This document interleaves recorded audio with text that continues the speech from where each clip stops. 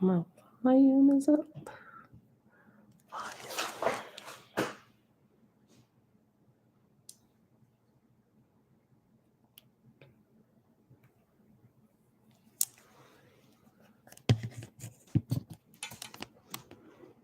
Okay.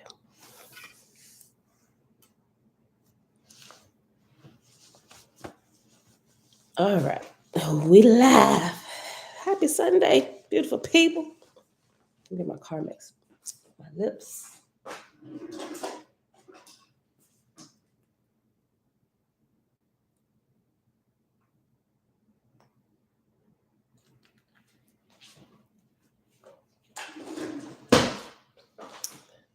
All right. All right. Happy Sunday, fam. Oh, we into the good stuff today. Y'all, happy Sunday. It is July the 10th, 2022, day 155 of year 4, reading through the books of the law and the prophets, and of the 4-year consecutive day count, day 1173. Y'all were picking up on page 275. Yeah. Oh, I put it down yesterday. Page 275 in Oahspe in the first book of God, which is at the bottom portion, giving you the earthly portion, right? And it's starting off with what we didn't get to yesterday with Abram, right? All right, so Father, we thank you that we are alive and well, full of energy, still searching for truth as we do every day. All right, y'all. Here we go. Tiffany, Saubona, Yaya, Auntie, great rising, shalom, shalom. And everybody else there, listen in the background. Listen. All right. First book of God, chapter 8. The first Phonicine Bible. I think that's Phonicine. Phonicine, F-O-N-E, Phonicine. It could be Phonicine. The first Phonicine Bible being of Abram, a man chosen by God for the children of Abra-Ham.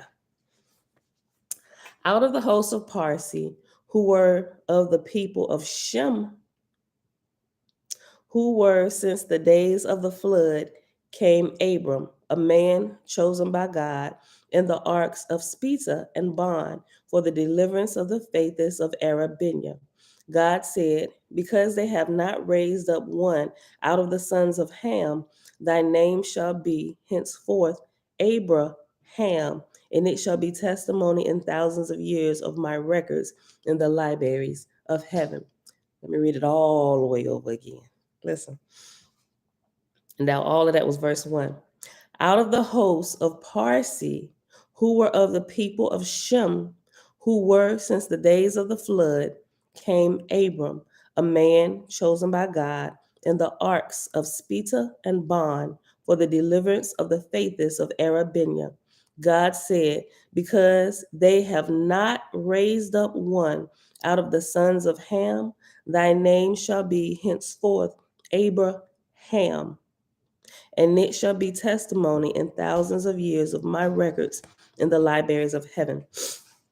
And it came to pass that forgers and deceivers, not having the fear of Jehovah before them, falsely gave the interpretation of the meaning of the words Abra and Ham, not knowing in thousands of years that in so small a matter he would display the truth and glory of his revealed word.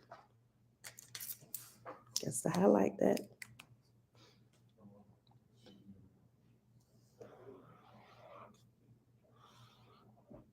Okay. All of verse 2. I'm going to read it again too. Okay. And it came to pass that forgers, and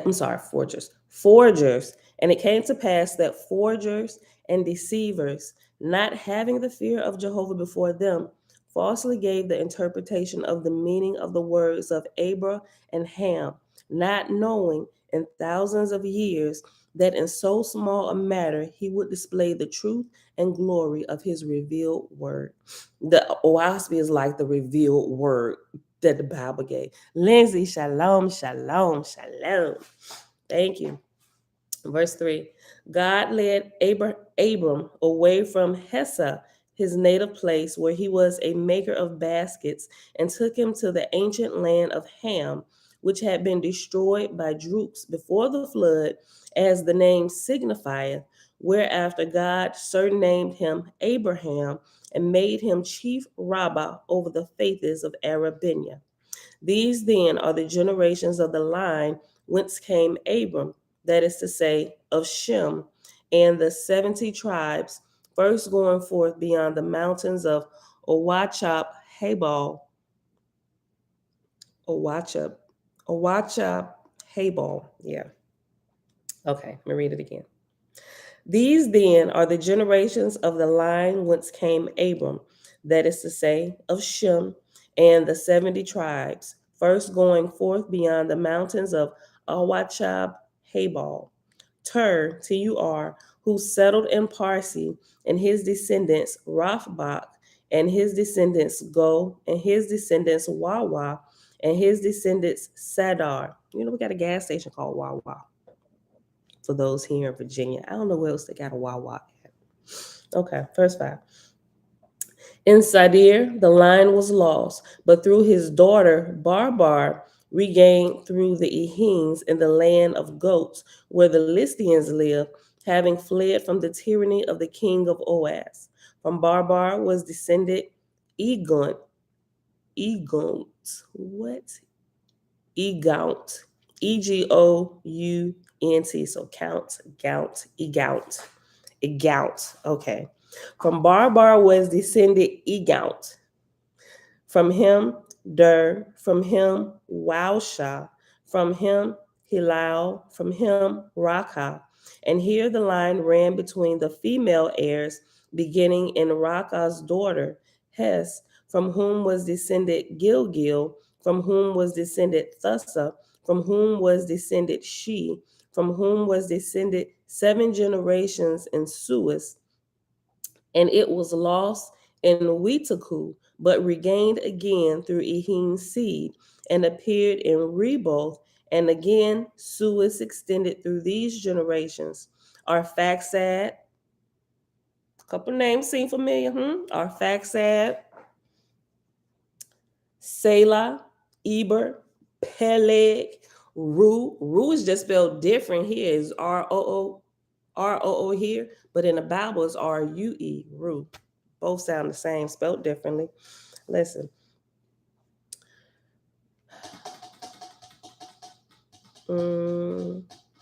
But regained again through Ehim's seed, and appeared in Reboth, and again Suis extended through these generations. Remember Suis, you remember what Suis is? Suis, let me make sure I got it right, is when they're training a baby how to, I went right to it, all the way in the glossary.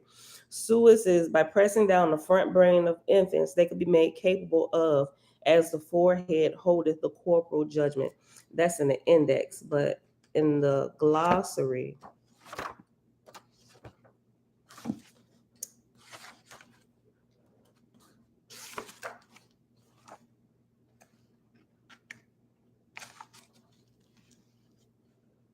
Suis, clairaudience and clairvoyance, a person who has these abilities. These individuals may possibly have other paranormal abilities as well. All right, so somebody who can see ahead, prophesy, or whatever, right? Let me read this again. I read the whole verse 6. It's extremely long. Okay.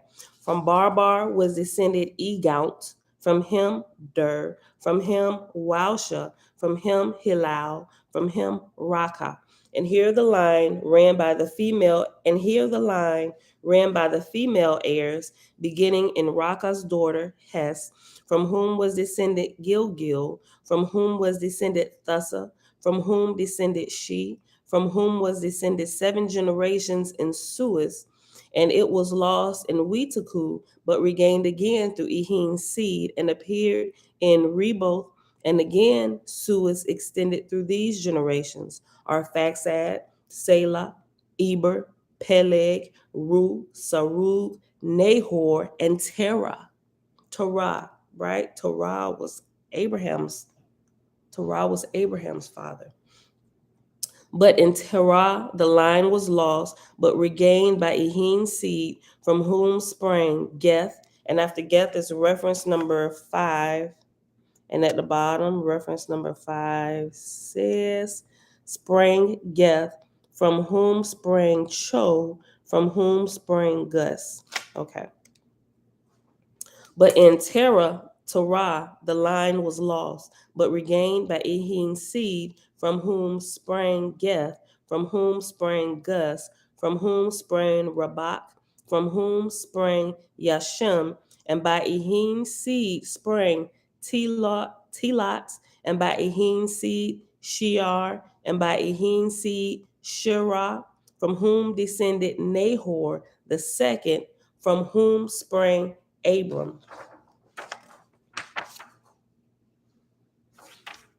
Abram was of pure blood, and Ehuan, and the light of Suez had been with his forefathers and foremothers since the flood, and he was large and red like new copper. You don't know what new copper look like? This is what new copper look like. It look like me. Abram was of pure blood, and Ehuan. Matter of fact, let me look up Ehuan again.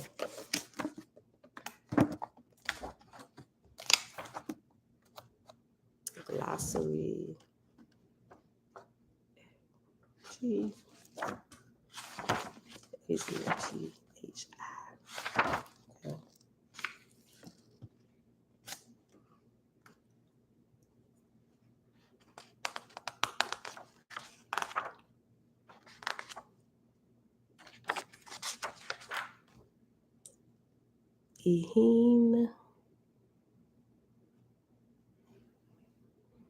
Ehuan. Okay. Ehuans were half breeds betwixt the Droops and Ehims. They were red like copper, taller and stronger than any other people in the world.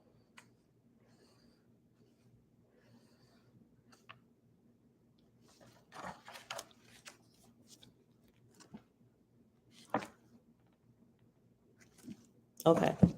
Abram was of pure blood, and Ehuan and the light of Suez had been with his forefathers and foremothers since the flood, and he was large and red like new copper, and had black hair and long beard, fierce to look upon, but his soul was as gentle as a woman's. Abram could see without eyes and hear without ears. That means he was a very spiritual person, right? Suez, those who can suez normally can do that, or you call them seers, right? They can see and hear, right? Because seers are prophets, but not all prophets are necessarily seers, right? Listen.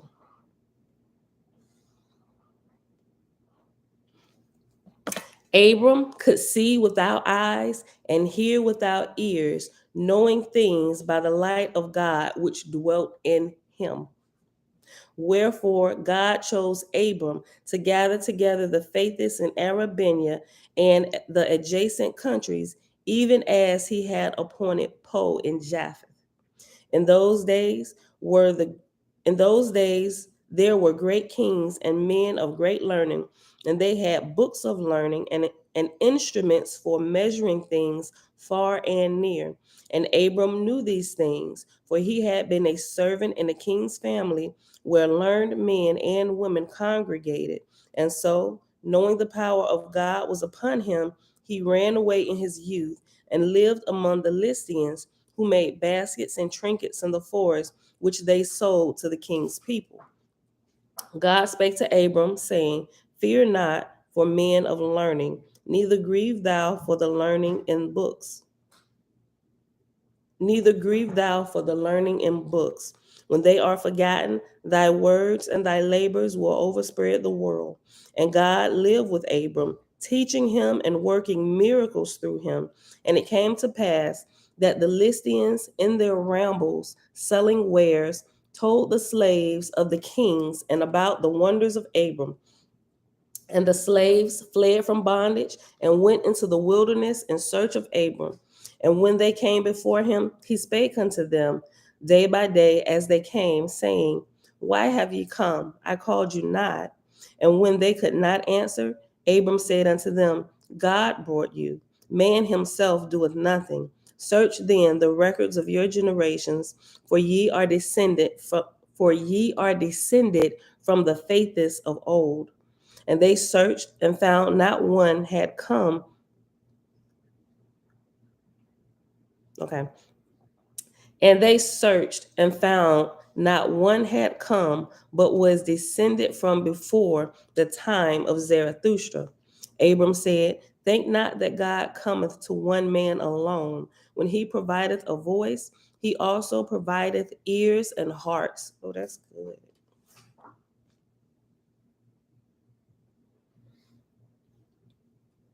Okay.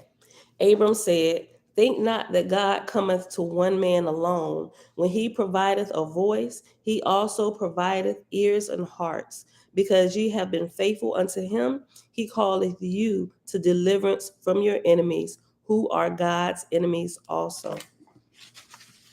All right, y'all, next chapter, chapter 9. Linda, shalom, shalom. Belinda Brown, auntie, you move. You moved. Okay, chapter 9. When there had come to Abram and Dewan 4,500 souls, God spake to Abram, saying, Come now, I will lead thee and thy people into another country. So Abram led them thence and came into lower Howlets. And it came to pass that in the next year after they departed out of Dewan, a famine came upon the land, and the enemies of God were cut off and could not pursue Abram and his people. After this, it was that Abram was called Abra-Ham, and he built altars of worship and altars of sacrifice according to the commandments of God.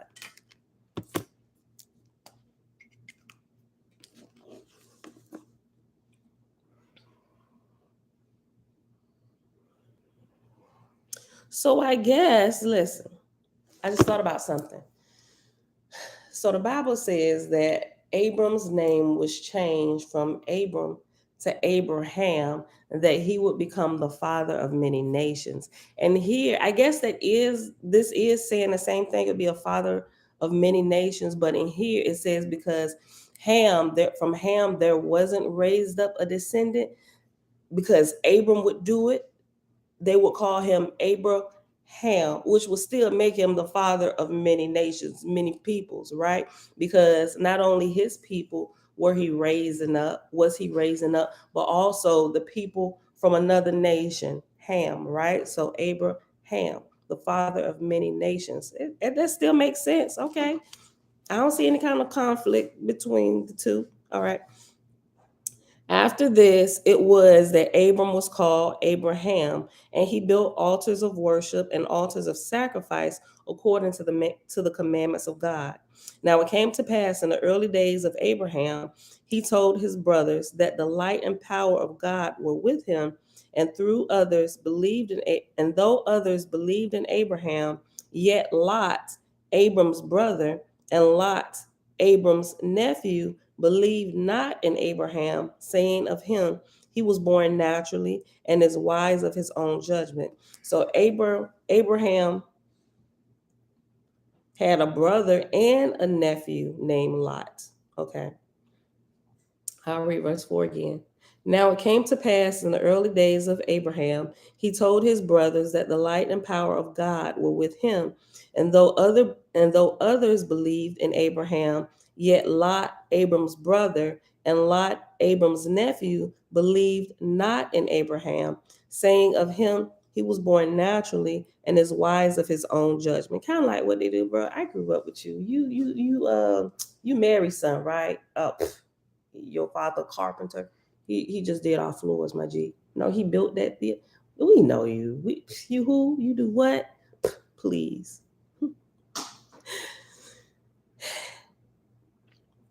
Now it came to pass In the early days of Abraham, he told his brothers that the light and power of God were with him. And though others believed in Abraham, yet Lot, Abram's brother, and Lot, Abram's nephew, believed not in Abraham, saying of him, he was born naturally and is wise of his own judgment. God said to Abraham, behold, it is an easy matter to commune with spirits, but to judge righteously of them is not so easy. For which reason thou and thy wife and 100 picked men shall go and visit Sodom and Gomorrah in the valley of Siddim. We know about Sodom and Gomorrah, right? Okay. Pay attention, y'all. And Abraham and his people went as commanded by God and visited the cities of Sodom and Gomorrah. And God spake privily to Abraham, saying, I will destroy these cities, for they are as hells for evil spirits, but Lot shall escape for thy sake. And when they came to Sodom, behold, angels walked amongst the people, and the people knew they were angels, but cared not for them. And there were laws made by Abra, king of Sodom, regarding the behavior betwixt angels and men. We learn about that just a little bit, right? In the Bible, those who've come from Christianity. And Abraham, being pressed by the presence of God, said unto his people, behold, there are angels that love to dwell in lust, and to partake with mortals, to eat with them, to lie down with them, and to partake in all ungodly pleasures. Hold up. Remember yesterday we was talking about um how some angels we call them in from Christianity, because I come from that world. We call them the spirits of succubus and incubus, right? Those are the spirits. Remember, the spirits are nothing more than humans who have been here before and have lost their flesh, right? The ones who can't show themselves to you, it you should be able to identify real quick, because they can't sargus. Remember, sargus is being able to manifest a physical body, so to speak. You can manifest physical things, but they ain't make it too far in what you want to call it, chemistry class or whatever, where they don't know how to do that yet. So you have some that are just roaming about, messing with stuff, knocking stuff over, be like, hey, what was that? Who? Jonathan. Like my sister, the house she just moved from, boy, with some crazy stuff going on in her house. Look, and my brother, he turned around like, yeah, because he been on the receiving end of some of that stuff sometime. Like they would be down there, the door, the back door, like with the deadbolt, and the bottom lock would open by itself. Stuff like that. Stuff would get knocked off the dresser. Like when where's she at? Okay, so my sister's husband currently lives out of town. But every time he would come to town, stuff crazy would really start happening, to where he was like, man, what is you doing up in here? Is you dabbling in witchcraft? She said, you know what? The spirits protect us, and apparently they don't like you. They would do stuff like a deck of cards. I'm like, yo, Alicia, what is going on in your house, G? And she was like, look, Pam, I don't know, but it's starting to freak me out. Jalen talking about she didn't see stuff happen. She done seen somebody walk past and she going looking. You know how sometimes you see stuff out the corner of your eye, and sometimes it's just like, nah, I'm tripping. Sometimes I think I see something, but it's actually my glasses. But sometimes it really be stuff. So, but I can get into that. It's all kinds of crazy stories. And I'm talking about like recently, and she just moved out of that place. But I'm talking about like recent times, like this year, like a few weeks ago, stuff happening, right? I wish I could bring her live so she can tell you about some of the stuff. Anita, shalom, shalom. Okay. But anyway, there are some spirits who can actually manifest a physical body. And that is something before you leave here, you should actually be able to do. But the way the church is set up and the way they teach you or whatever, in the different religions, a lot of these things, they don't even begin to even, it's nowhere on the radar of the curriculum on teaching you how to do like this type of stuff. They just cut it all off and they throw it over into the occultic world. I mean, occult means hidden, right? It don't mean devil worship and stuff, but they taught you to pair devil worship with the word occult when it simply means hidden knowledge and hidden wisdom. You don't find out this stuff from the Christian realm, right? It's just absolutely, they just like, don't do it. It's all of the devil, when it's not necessarily true. Now, you do have some people out there who are shenaniganizers through and through. But we ain't talking about them. We talking about things that are really happening. That's why a lot of people like leaving the church, going into like the new age realm, because it's starting to answer some of the questions that they have about supernatural things that be happening, right? Because Christianity ain't answered even close to some of the stuff. It's either one or two things. It's either God or it's the devil. And that is not true. I found from my own personal experience over the years, which is why a lot of my beliefs have begun to change. Somebody asked me a question yesterday. I didn't respond to it, but I read the question. I'm not sure if she's here. Audrey, shalom, sis. She was saying she noticed from my earlier videos that as time progressed, things I used to believe, I didn't believe anymore. We talked about it. We talk about this all the time. As we grow and we know better, we do better. And we adjust our beliefs to what we currently understand and know to be the truth as of current, like as of today. So like that's why I said some of my old videos, I'm like, oof, I'm gonna go take them down. But then it's like, nope, leave them up. I personally can see my progression of growth, right? And it's just like, and other people will say they glad I left them up because they can kind of see, and it answers like a lot of questions. Because like you can see a really good, I say one of the most seeable or blatant changes came when, remember I did that video and the title was called The Julian Spirits. When I had that supernatural experience, like I knew the spiritual realm existed. I knew that there were other beings that was there. I've seen them. Sometimes I see them manifest. Most of the time I'll feel them and I'll know they're there, right? And I can see manifestations of them being there. I'm like, yo, all of this like ain't the devil. Something has happened. That video right there, when I explained what happened, I was still kind of freaking out a little bit. I didn't fully grasp it, but that was the day that it actually, excuse me, that actually clicked with me that we are physical bodies who house our real self, like our spirits, and our spirits are the real us, right? And this is just a vehicle whereby we operate on this realm. Like if you didn't watch that video, we didn't get to a reading because I was so weirded out. I done threw books that I got into the trash can of my neighbor, Mr. Henry, watching for the trash truck to come pick it up because I was super freaked out with what had happened in my house. Supernatural stuff, crap happening. Y'all gotta go watch that video. It's hilarious. I watch it and I scream in laughter at the ignorance of myself in some things. And just if you raise up in Christianity, you got that superstitious spooky thing going on with you, right? And even still then, I can really see it flowing through me through and through, right? I had to blame it on something. I was like, but yo, something else is happening in this world. And some people who don't have those supernatural experiences, sometimes they can't even really grasp what we're saying, or they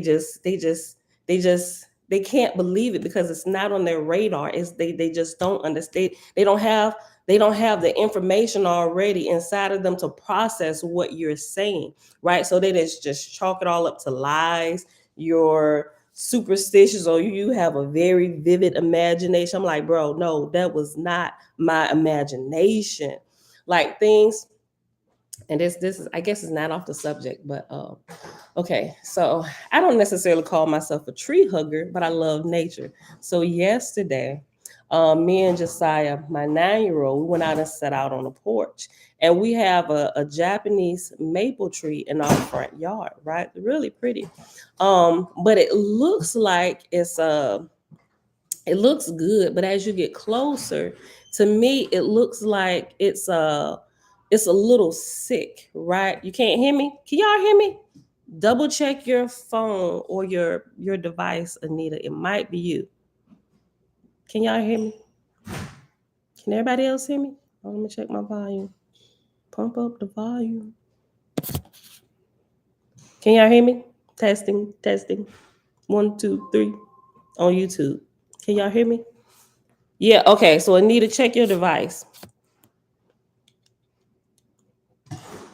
Check your device. Okay, yeah, Facebook can hear me. Hold on. Just in case you still can't hear me. Anita, check your device. Okay. Okay, so let me finish saying what I was saying. So we were sitting out on the porch. And I was like, I have this app because I like to garden as well. So I have this app that identifies, let me mark my place, that identifies plants so you can learn about them and so you can learn how to properly care for it.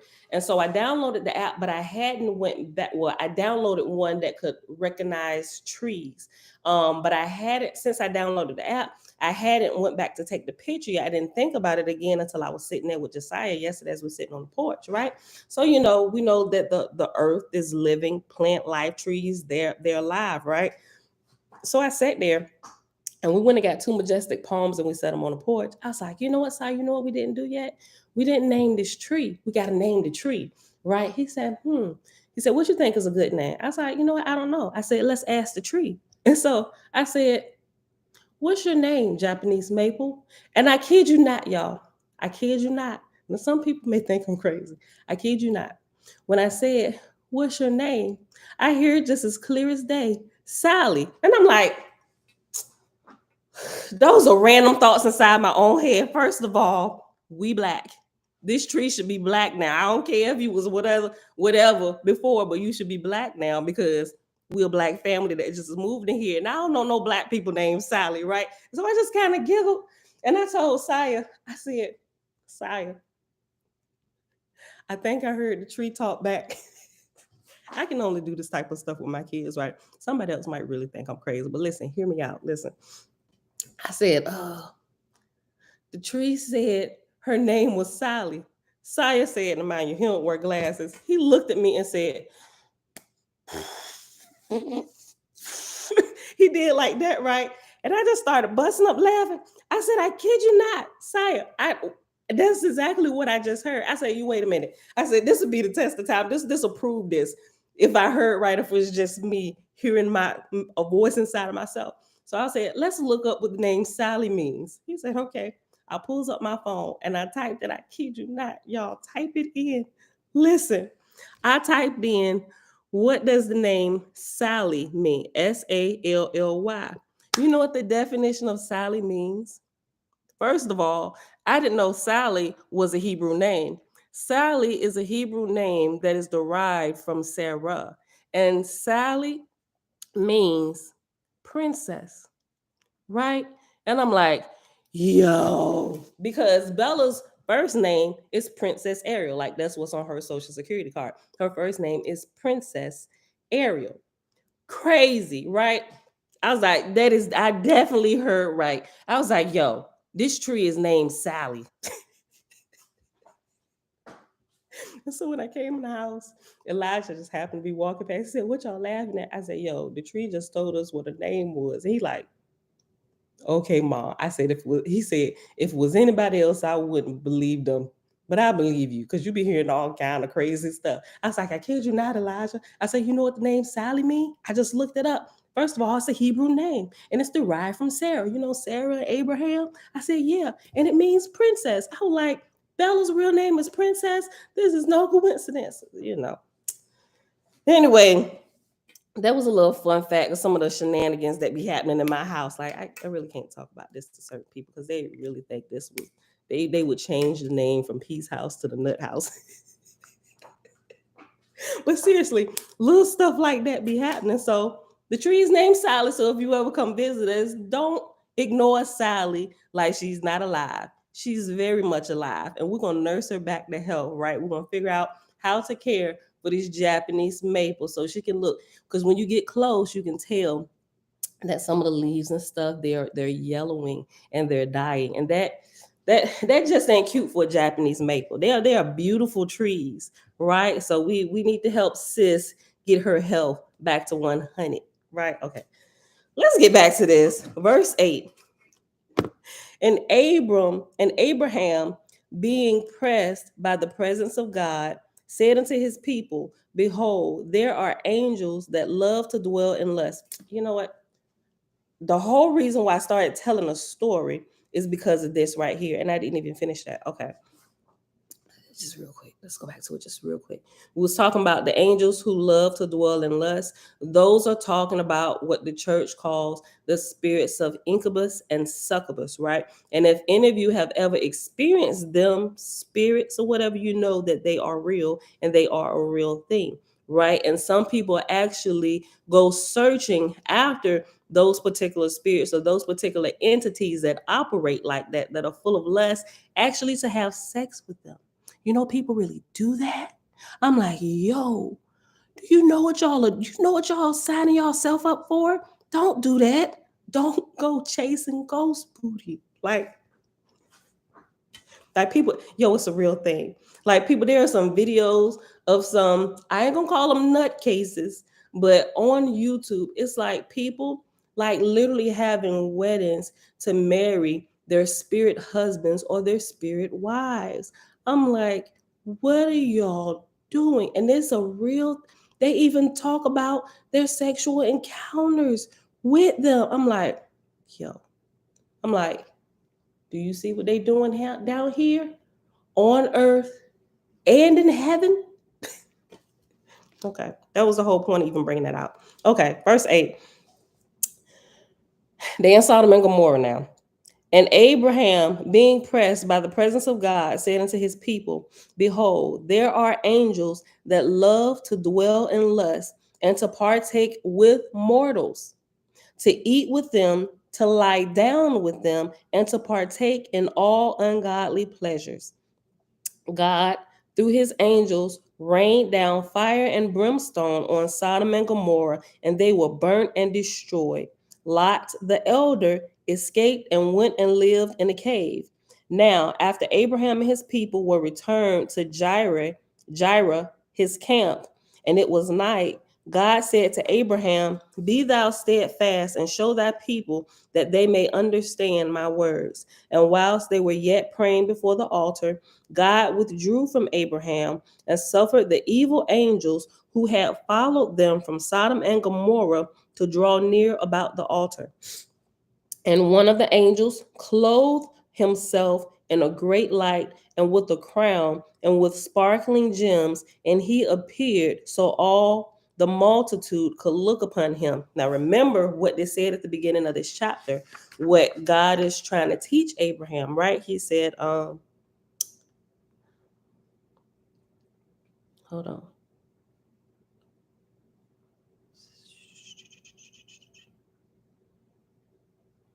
Hold on. It said Abraham.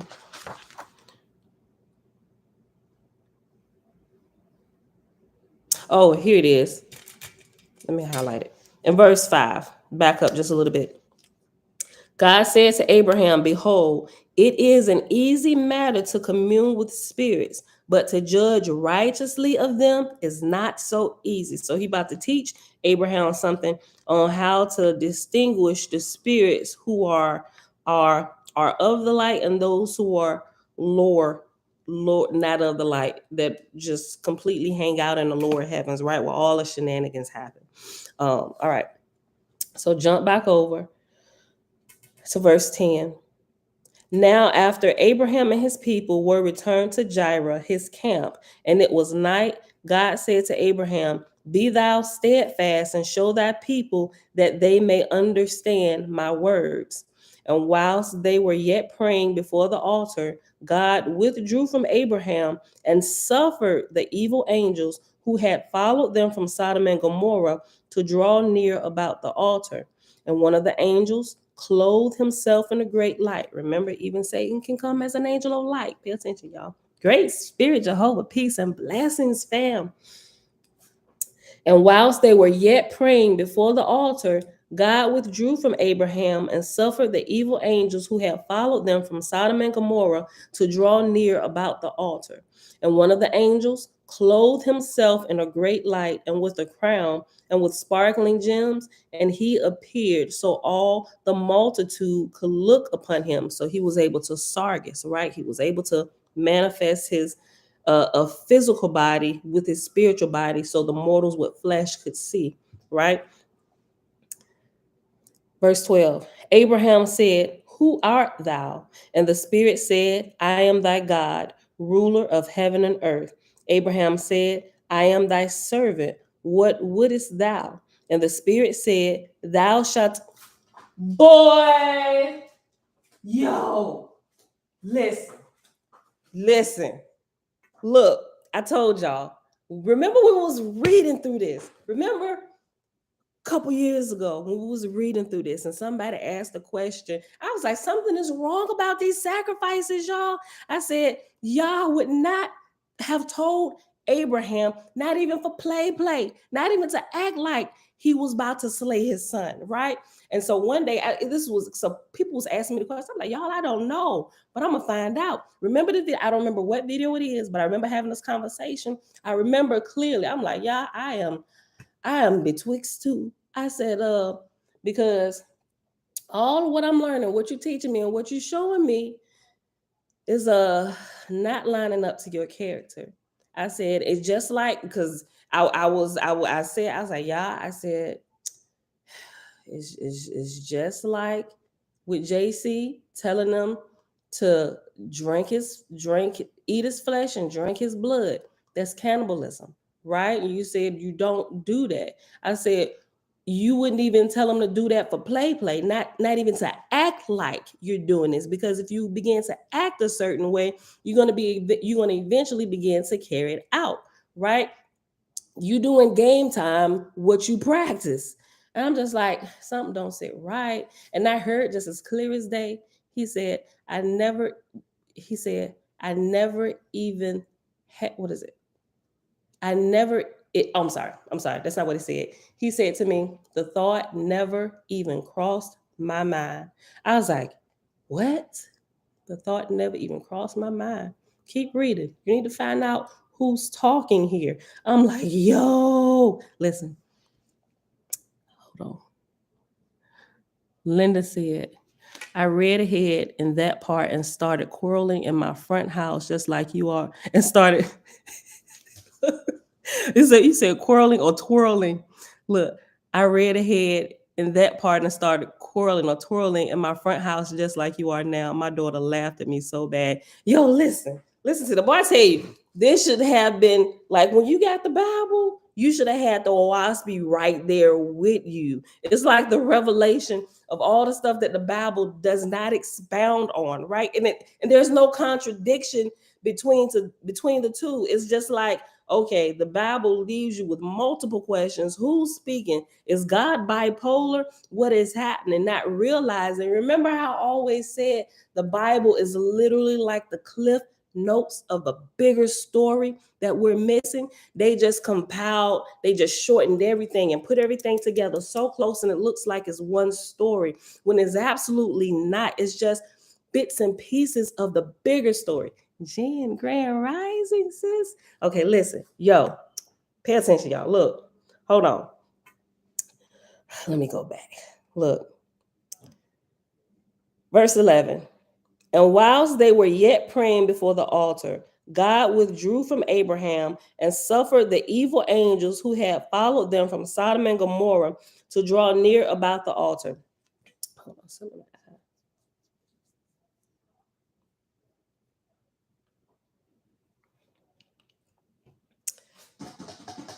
and one of the angels clothed himself in a great light and with the crown and with sparkling gems, and he appeared so all the multitude of people could look upon him.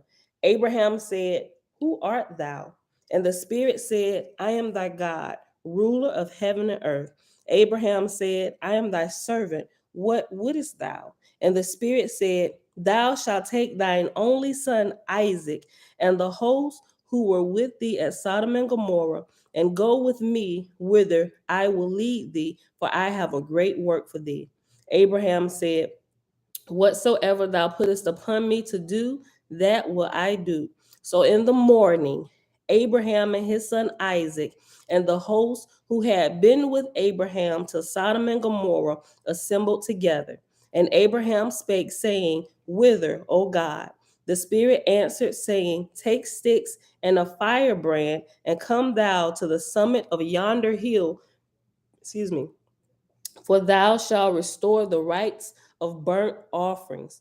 So Abraham told what God had said, and they started, and Isaac carried the bundle of willows, such as basket makers use, saying, This will light the large pieces, but what wilt thou burn for an offering, O father?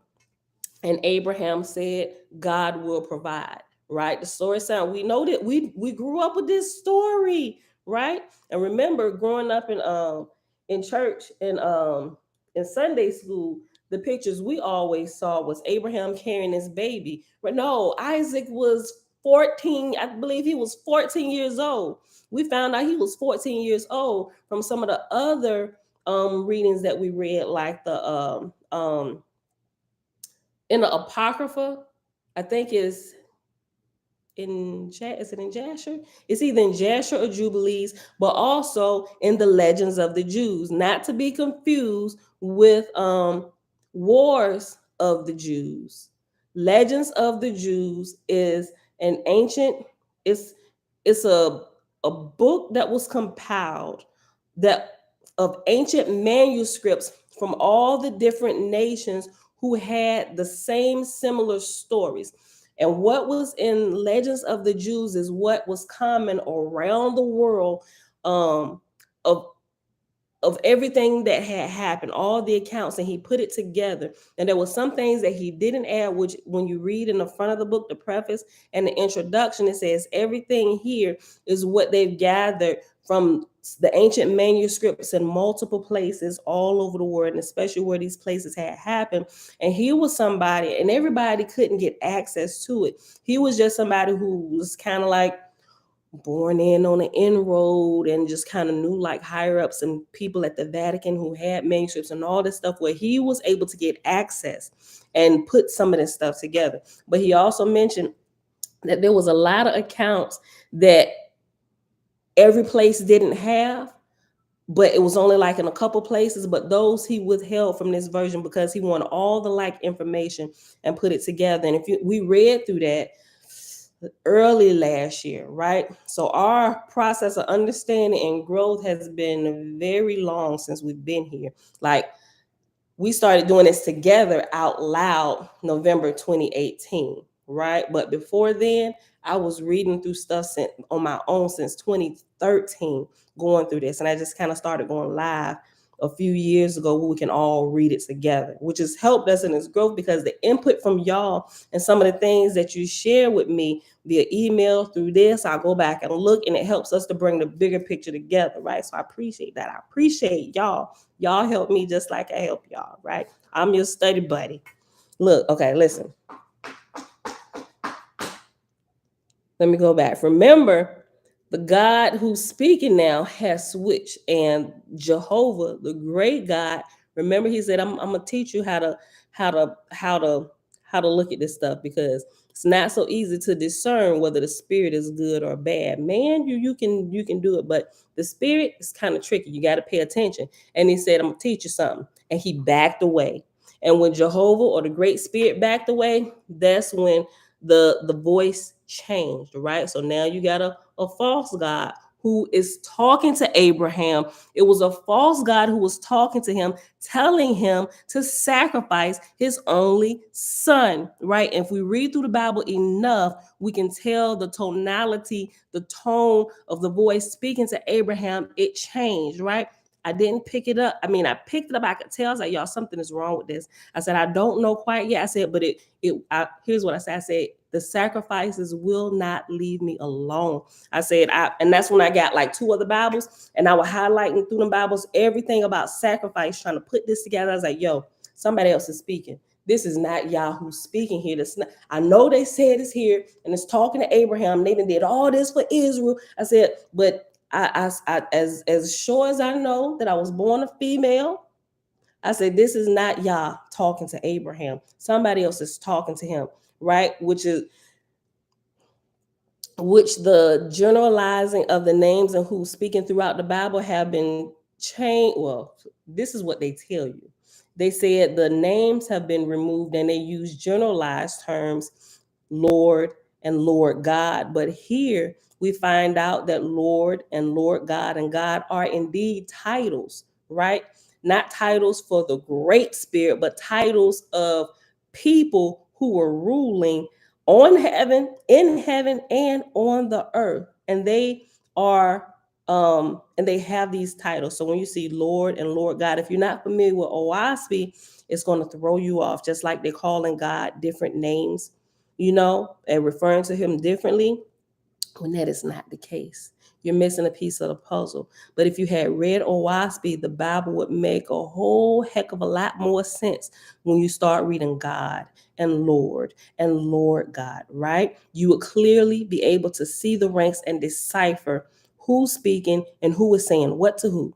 All right, I digress. Let's go back to this. Listen.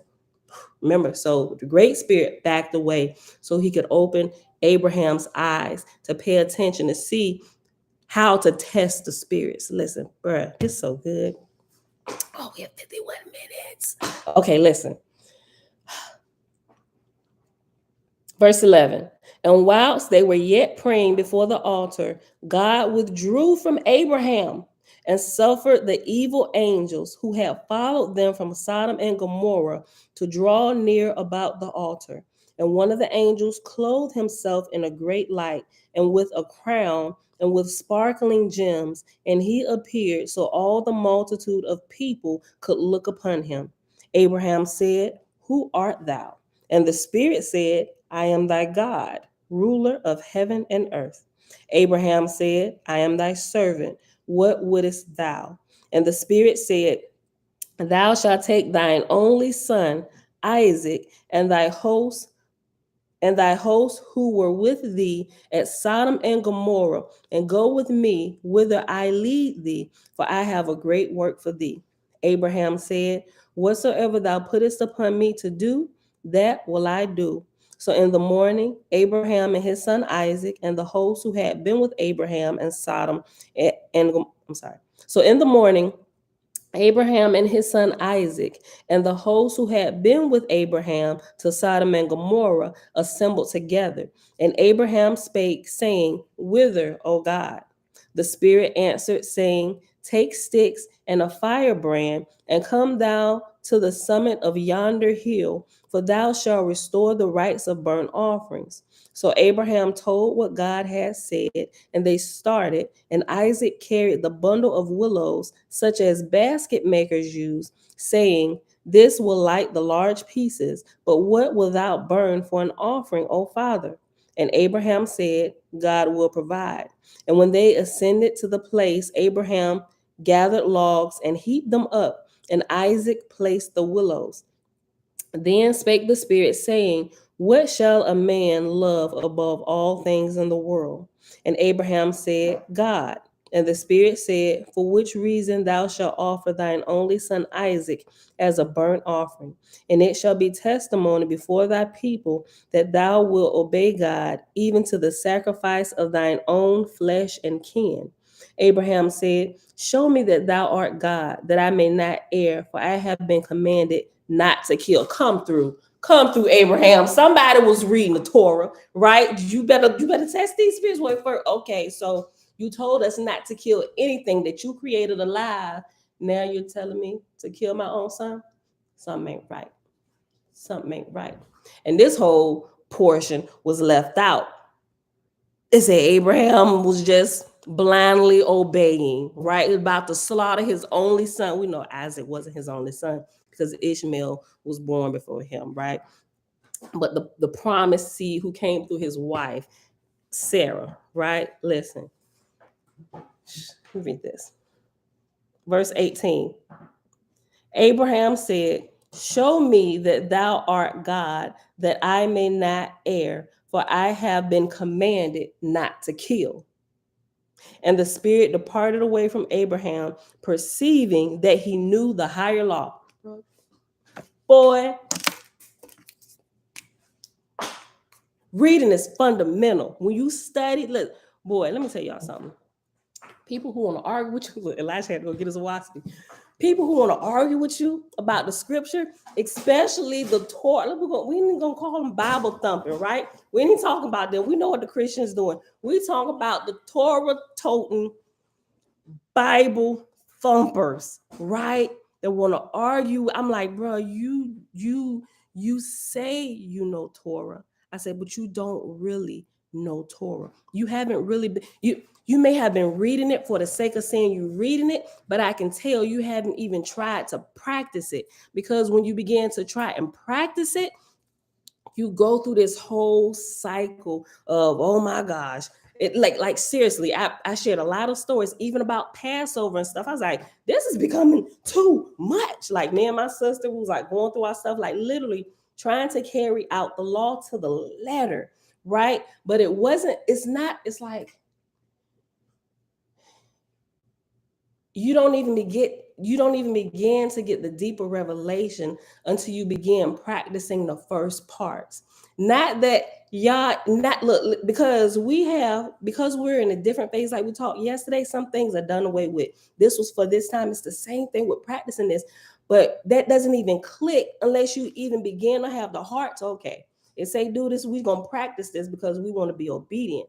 But in the course of doing it and practicing it, right, you begin to be like, wait a minute, this is we got to remove all the yeast and leaven. We got to look at all the soup cans, Passover, no yeast can be in the house. Then first you all going, oh yeah, we keeping the Torah, you know, hey, like, you better keep the Torah, right? So you going through doing all this stuff, cleaning out your house, making sure you observing the Sabbath, you're not breaking none of the laws and stuff. You Torah says this, right? And then when you do that, when you get tired of, who this becoming too much. Oh my gosh, I forgot to Passover tomorrow. Man, I just bought 2 trays of Hawaiian bread.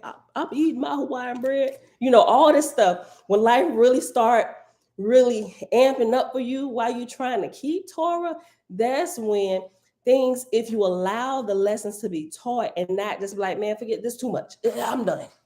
Right? If you don't do that, if you keep going, if you keep trying, like, Father, you know what? I've screwed up.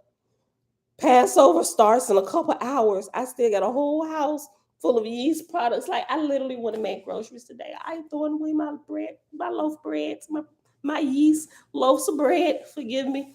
Can I just repent? Like, seriously. When you get to that point, it's like, okay, you know, and then it's like, oh, I want to be obedient. And it's like, y'all just stands back and just watches the whole thing. Like, he don't even respond to you, right?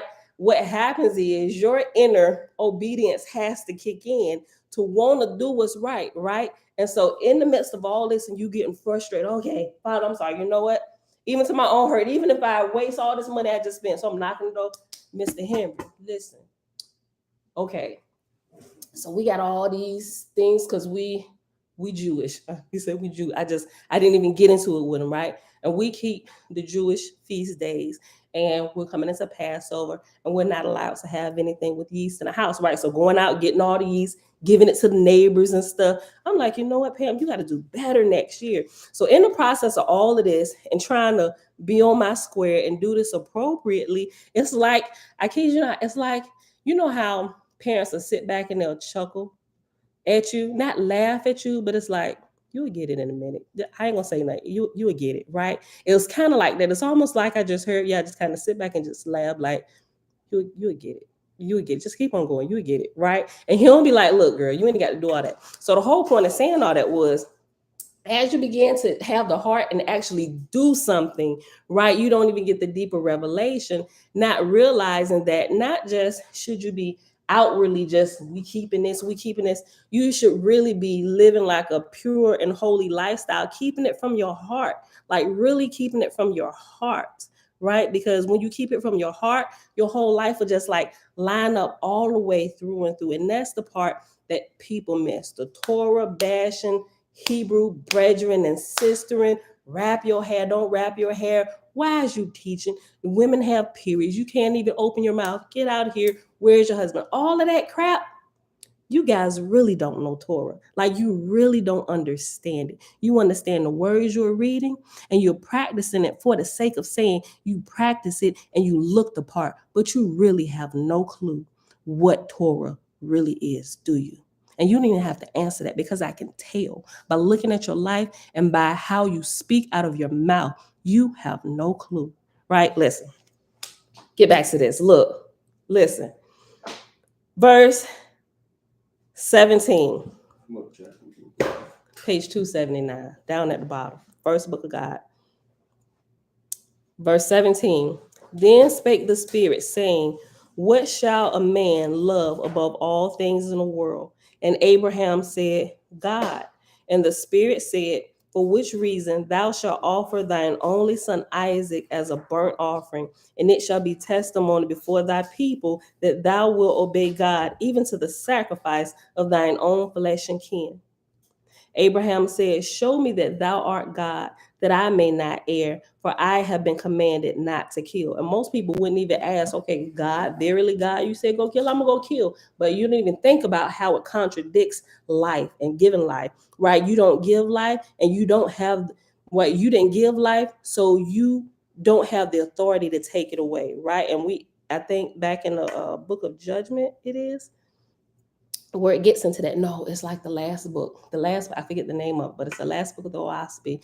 And it talks about how the great creator gives life. And those who take life, something that they can't give and they didn't give, that's when you truly make yourself an enemy of the great creator, because that was not yours to take. You didn't give it, and you are not authorized to take it away, which is why you will die the same way. Right, Brad? Listen.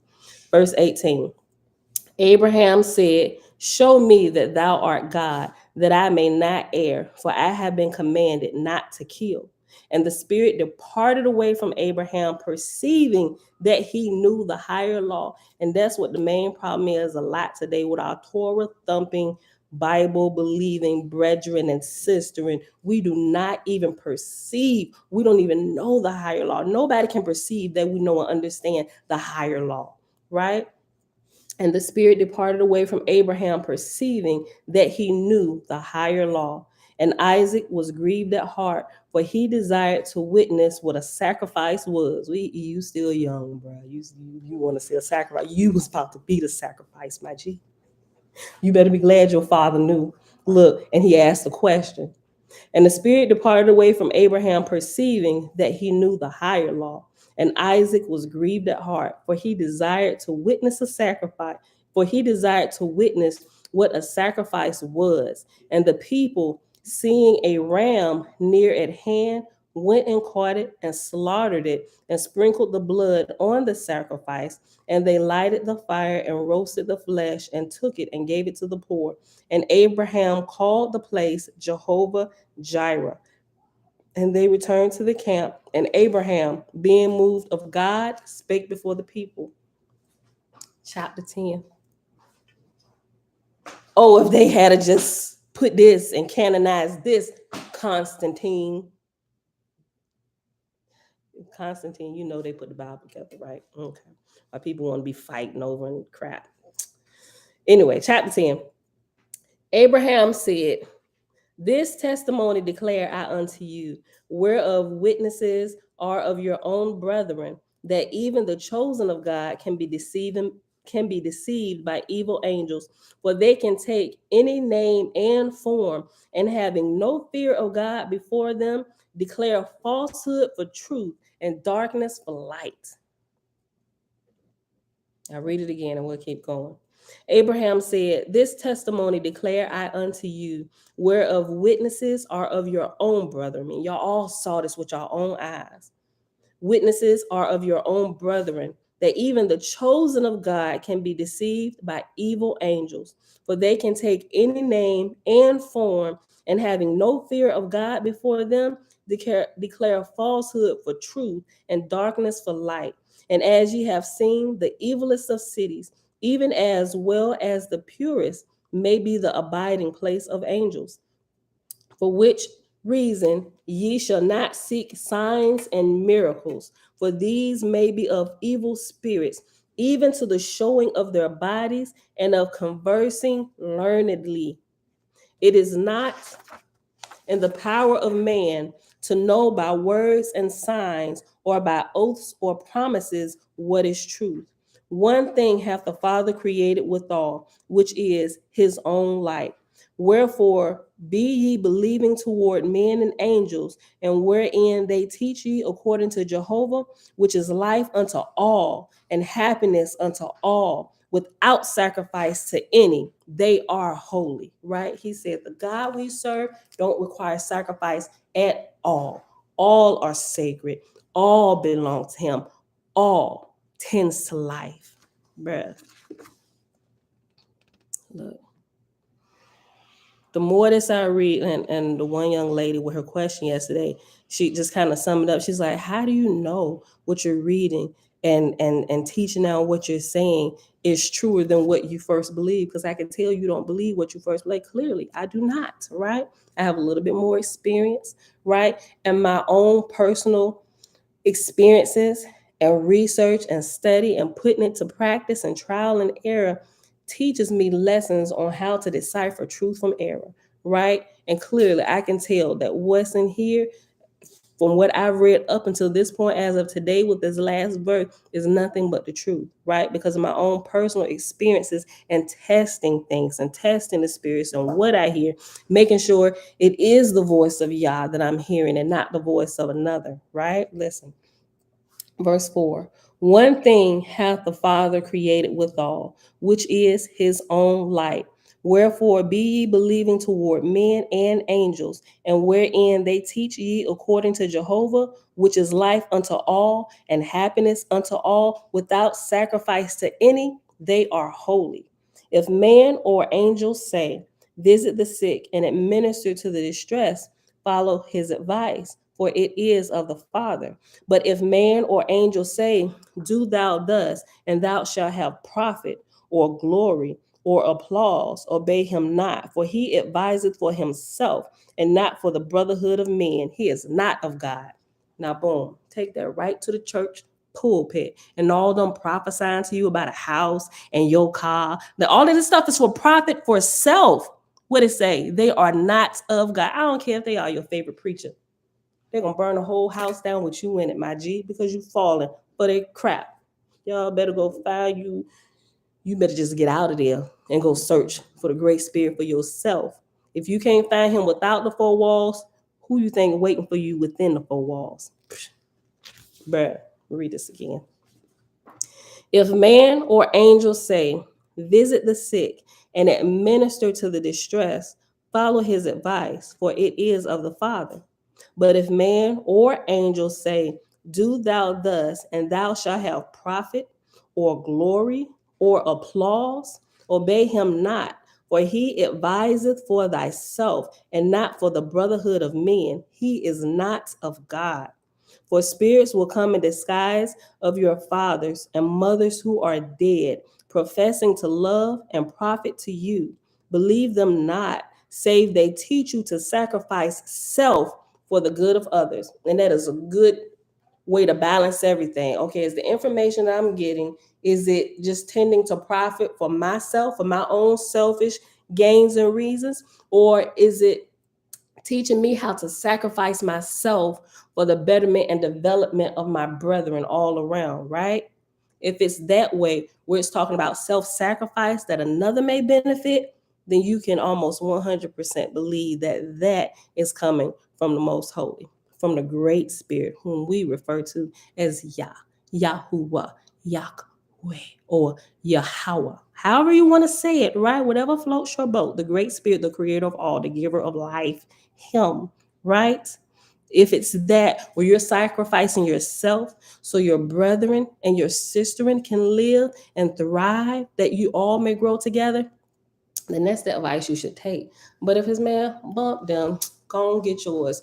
Be about your money, sis. Don't listen to them. Because you and them gonna be somewhere out back. Listen. Read verse 5 again. If man or angel say, visit the sick and administer to the distressed, follow his advice, for it is of the Father. Why? Because it's helping to take care of your brethren, your sister, right? Helping to bring them up. But if a man or angel say, do thou thus, and thou shalt have profit or glory or applause, obey him not, for he adviseth for thyself and not for the brotherhood of men. He is not of God. Go ahead and highlight that if you got your highlighters handy. Verse 7, for spirits will come in disguise of your fathers and mothers who are dead, professing to love and profit to you. Believe them not, save they teach you to sacrifice self for the good of others. The wicked in heart, having profited in herds and in gold and silver, say, the wicked in heart, having profited in herds and in gold and silver, say, behold, God hath blessed me. But I say unto you, they are cursed and not of God. Hath he here gathered you together? Hold on. Hath he here gathered you together because ye were rich? Ye were slaves and in poverty, sick and in bondage, and he came and he delivered you. Be ye like unto him, and he will abide with you. If a man come saying, behold, this is my coat, give it to me. Thou shalt say, prove thyself as to who thou art. But if a man come to thee saying, thy herd has gone astray, thou shalt not say to him, prove thyself as to who thou art, but go thou and see after the herd. If a spirit say, behold, I am thy father, say to him, it is well, what wouldest thou? And when he answereth thee, consider if his words be of God. And if his words be not of God, which are for the glory of the Creator, thou shalt challenge him to prove himself, right? Y'all should be asking questions. Kind of sounds like the devil came from heaven to see, get Job to disobey. Right, God, right. Just to, yeah. Yo, listen. I'm going to read that again. If a spirit say, behold, I am thy father, say to him, it is well, what wouldest thou? And when he answer thee, consider if his words be of God. And if his words be not of God, which are for the glory of the Creator, thou shalt challenge him to prove himself. As God is captain of heaven and earth unto all righteous souls, so is there a Satan who is captain over evil spirits. And inasmuch as the king's people have not faith in the Father, their souls fall a prey to Satan and his hosts. Let not any man flatter himself, saying, behold, I have joined the faithless. And at the faithless, this is the first time we see the word Israelites. Boom. Right? So Israelites, true Israelites. No, I'm sorry. This is not the first time. I'm sorry. Earl, I forget what book it was. Or did I read ahead? Um, I think I read ahead. So I think this is the first time. Don't quote me, because I could be mixing it up. But anyway, where it talks about no, I think we read it. Okay. I think it was Zarathustra. Was it Zarathustra? It was talking about how, yeah, because it was talking about Israel and the prophets.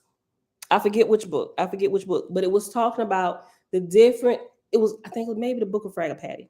Don't quote me. I'm trying to pull it together. Okay, so here's the gist of what we read. Okay, so they were saying that there was a difference between the faithists.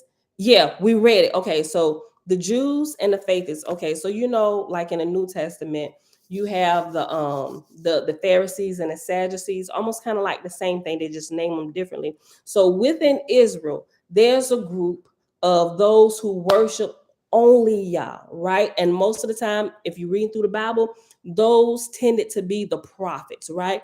They're following one God, one creator. It was always the prophets that were sent back to the people who constantly worshiping multiple gods, who was still Israel now. Israel is a hard-headed, thick-headed, something or other, right? They always, well, our fathers did, but first of all, fathers was wrong.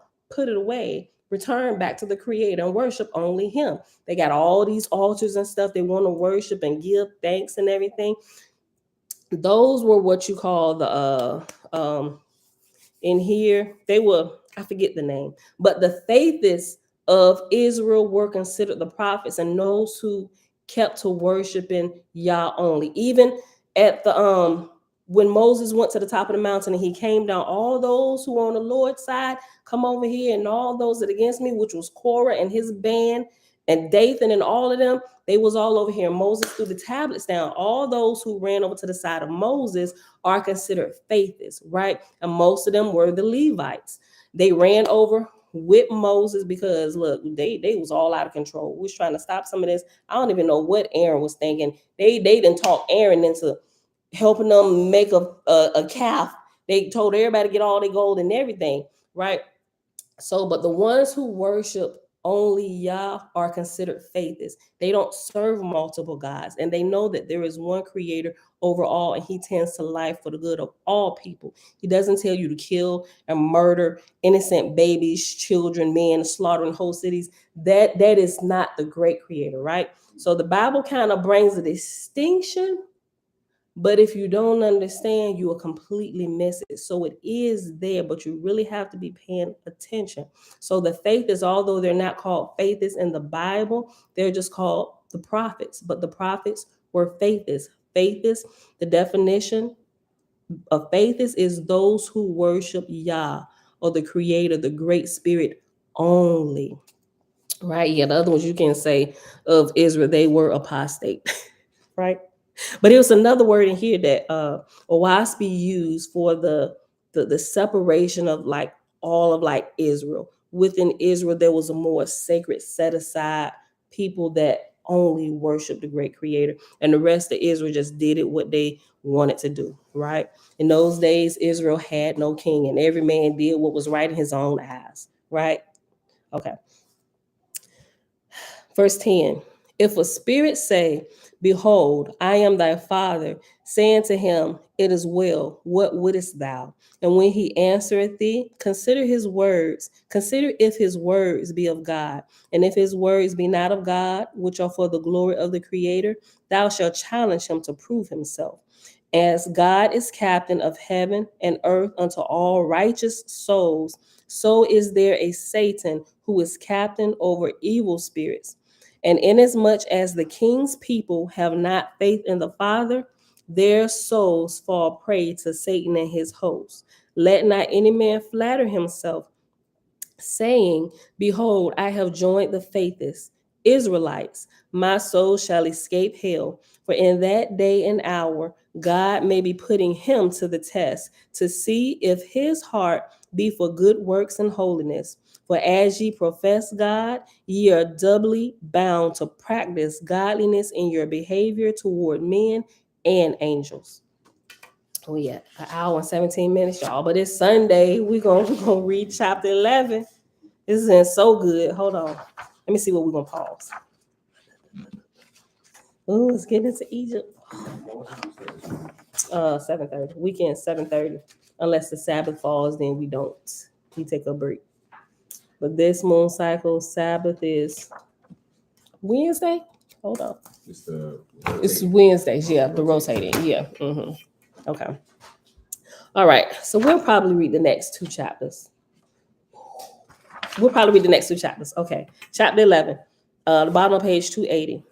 When Lot the younger escaped out of Sodom, he halted in a small city called Benah and tarried there whilst Sodom and Gomorrah were being consumed with fire. And because he was saved, he called the place Zoar, because he was a worshiper of the doctrines of Zarathustra. We seen Zoar in the Bible, right?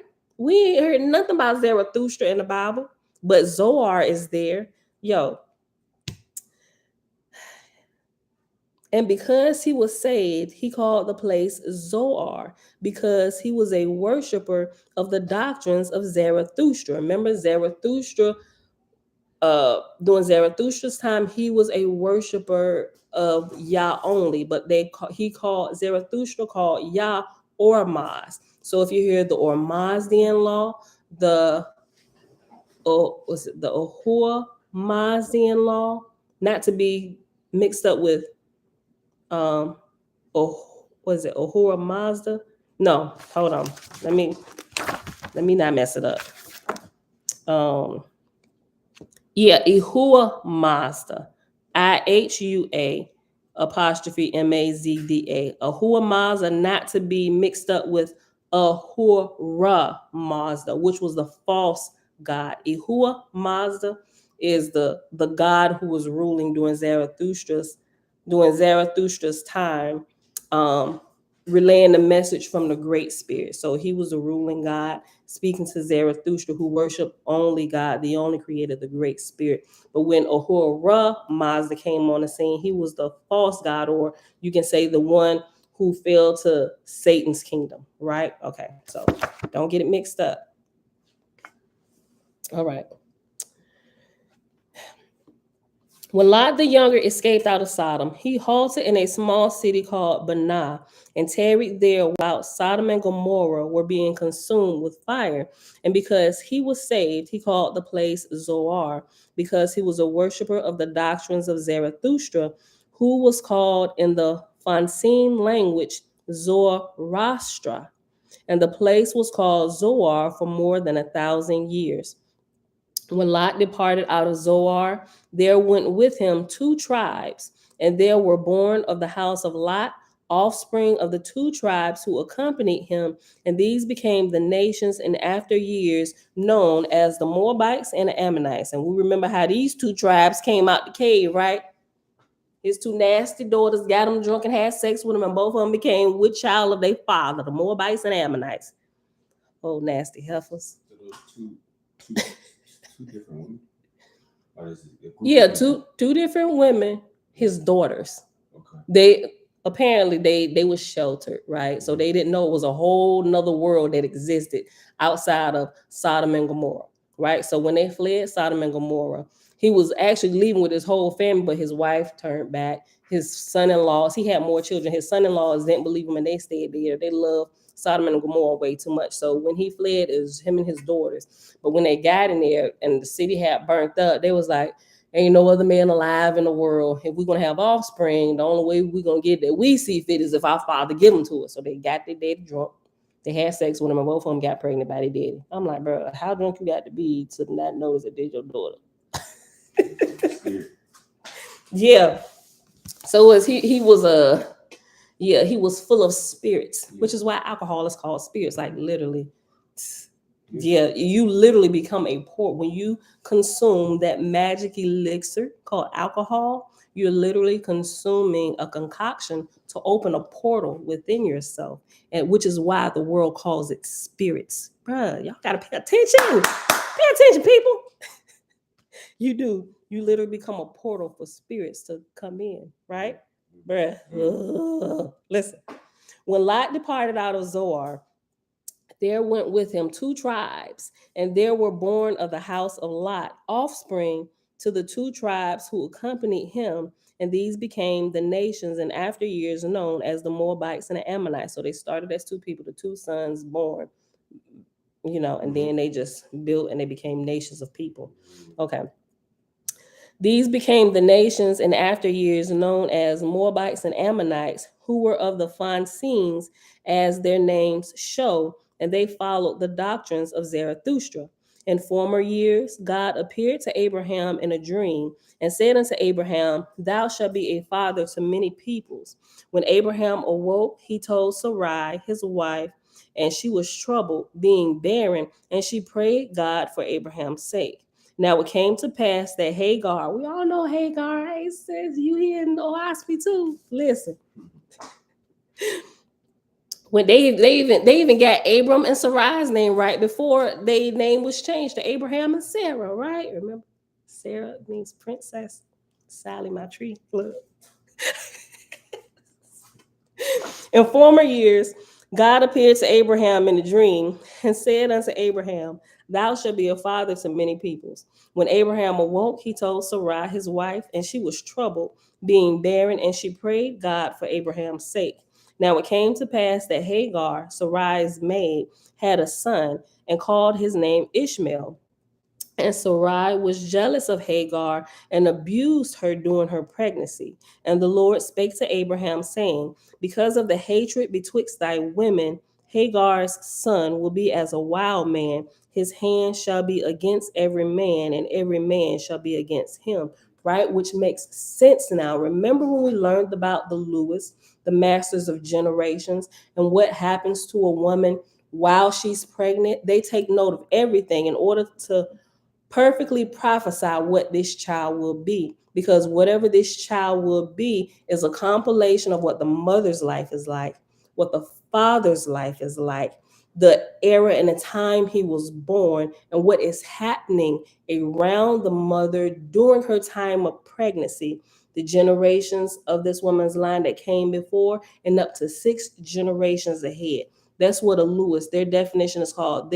Those, when you graduate to that level after you leave the flesh and you enter into and you're born into the spiritual realm, when you make it to the rate and rank of Lewis, Lo apostrophe is, you are to study the generations of mortals and how to perfectly prophesy which each child will be. So those who in church or somebody laying hands on somebody trying to prophesy what you're going to be, you're getting that information from the masters of generations, who's giving that information to your ashar, which is your guardian spirit, whom we call, and they relay that information to you. You're going to be a pastor, whatever the prophecy will be.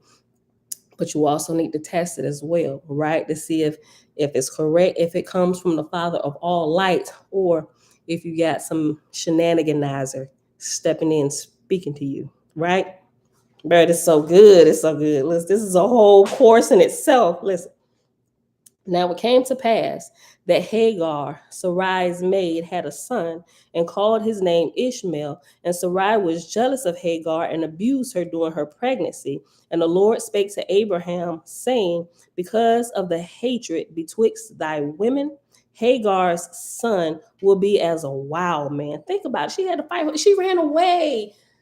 You get your wife. Like, first of all, she set us up because she mad because she couldn't give you a child. But now she abusing me. You gonna let her stand there and talk to me? Look, go on, y'all do that. You her servant. Go on, work this out with Sarah. Abraham was like, I ain't got time for this. First of all, Sarah, and Sarah can't look. Do something about your maid. Look, she your maid servant. Do what you will with her, right? So Hagar was thrown in the midst. Francis, shalom. Hagar was thrown in the midst of all this adversity. All this is going on, which made Ishmael a wild man, his hand against every man, right? That's what his mom was doing when she was carrying him in her womb. Okay, I'm gonna keep going this time, y'all. This is my 15th time reading verse 5.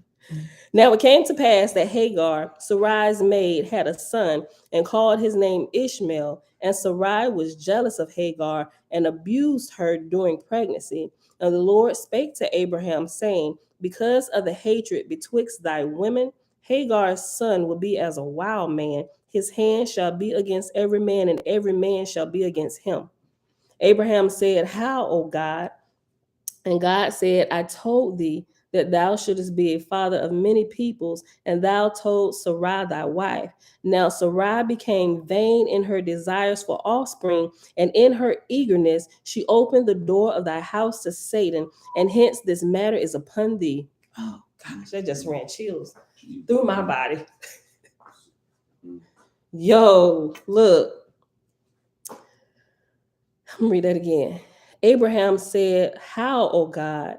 And God said, I told thee that thou shouldest be a father of many peoples, and thou toldest Sarai thy wife. Now Sarai became vain in her desires for offspring, and in her eagerness she opened the door of thy house to Satan, and hence this matter is upon thee. Go, therefore, my son, and reconcile thy women. And Abraham told Sarai what God had said. And Sarai inquired of Abraham, saying, before God, tell me, is Ishmael thy son? How for you know Ishmael, my son? You the one that hooked me up with Hagar to go have sex with her because you want to give me no. Like, come on, sis. Don't do this. Don't. Is this what we doing? You know I had. So you know he my son. That's my boy.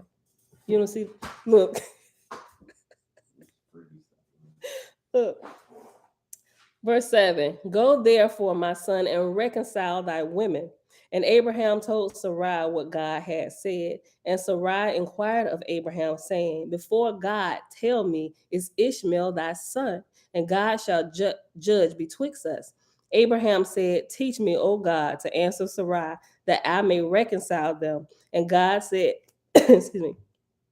And God said, behold, thy creator is the father of all the living. And when Abraham told Sarai God's words, she cried in sorrow and repentance, saying, thou art wise, O God. For what matter is it to me, since I know that Ishmael is thy son and Hagar is thy daughter? Ooh, ooh, like he just leveled up one. Is Ishmael thy son? Ishmael and Hagar is the son and daughter of the father of all living. And that just hit Sarai right down deep in her shanana, right? Listen. Verse 7. Go therefore, my son, and reconcile thy women. And Abraham told Sarai what God had said. And Sarai inquired of Abraham, saying, before God, tell me, is Ishmael thy son? And God shall judge betwixt us. Abraham said, teach me, O God, to answer Sarai. Look, you need to tell me what to say to her, because this is going to go from bad to worse. Teach me, O God, to answer Sarai, that I may reconcile them. And God said, behold, thy creator is the father of all the living. And when Abraham told Sarai God's words, she cried in sorrow and repentance, saying, thou art wise, O God. For what matter is it to me, since I know that Ishmael is thy son and Hagar is thy daughter? And Sarai went to Hagar and said, O my sister, I have sinned before the Lord my God. I saw thy son, and I knew God gave him, but I turned against my own soul and loved not thy treasure. Oh, she called Ishmael a treasure. That's the best thing I heard them say about Ishmael in all the days I done read this. Listen. And Sarai went to Hagar and said, O my sister, I have sinned before the Lord my God. I saw thy son, and I knew God gave him, but I turned against my own soul, and I loved not thy treasure. Hagar said, saidst thy God that Abraham was father to my child? And Sarai said, nay, O Hagar. Hagar said, neither said I, thy husband was Ishmael's father. So they were reconciled. But y'all still ain't saying who this boy Pappy is. Y'all talking all around the look. Did Abraham tell you that he was his boy? Neither did I. Did you hear me say that? You know how people be doing. And they ain't really had DNA tests. You just gonna listen to the spirit and see what does the spirit say. Yeah, nay. Listen. Hagar said, saidest thy God that Abraham was father to my child? And Sarai said, nay, O Hagar. Hagar said, neither said I, thy husband was Ishmael's father. So they were reconciled, and by right of beginning of Abraham. So they were reconciled, and by right of the beginning of Abraham's nation, Ishmael was Abraham's son before God. Ooh, but not in the flesh? I didn't read that far. Hold on.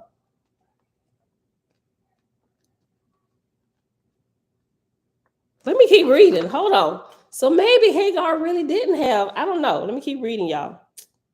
I'm just as shocked as y'all are right now. Hold on. We can keep reading. Clearly, I'm lacking information. Let's keep going. Listen. Verse 12. So they were reconciled, and by right of the beginning of Abraham's nation, Ishmael was Abraham's son before God, but not in the flesh. Okay, we'll keep reading.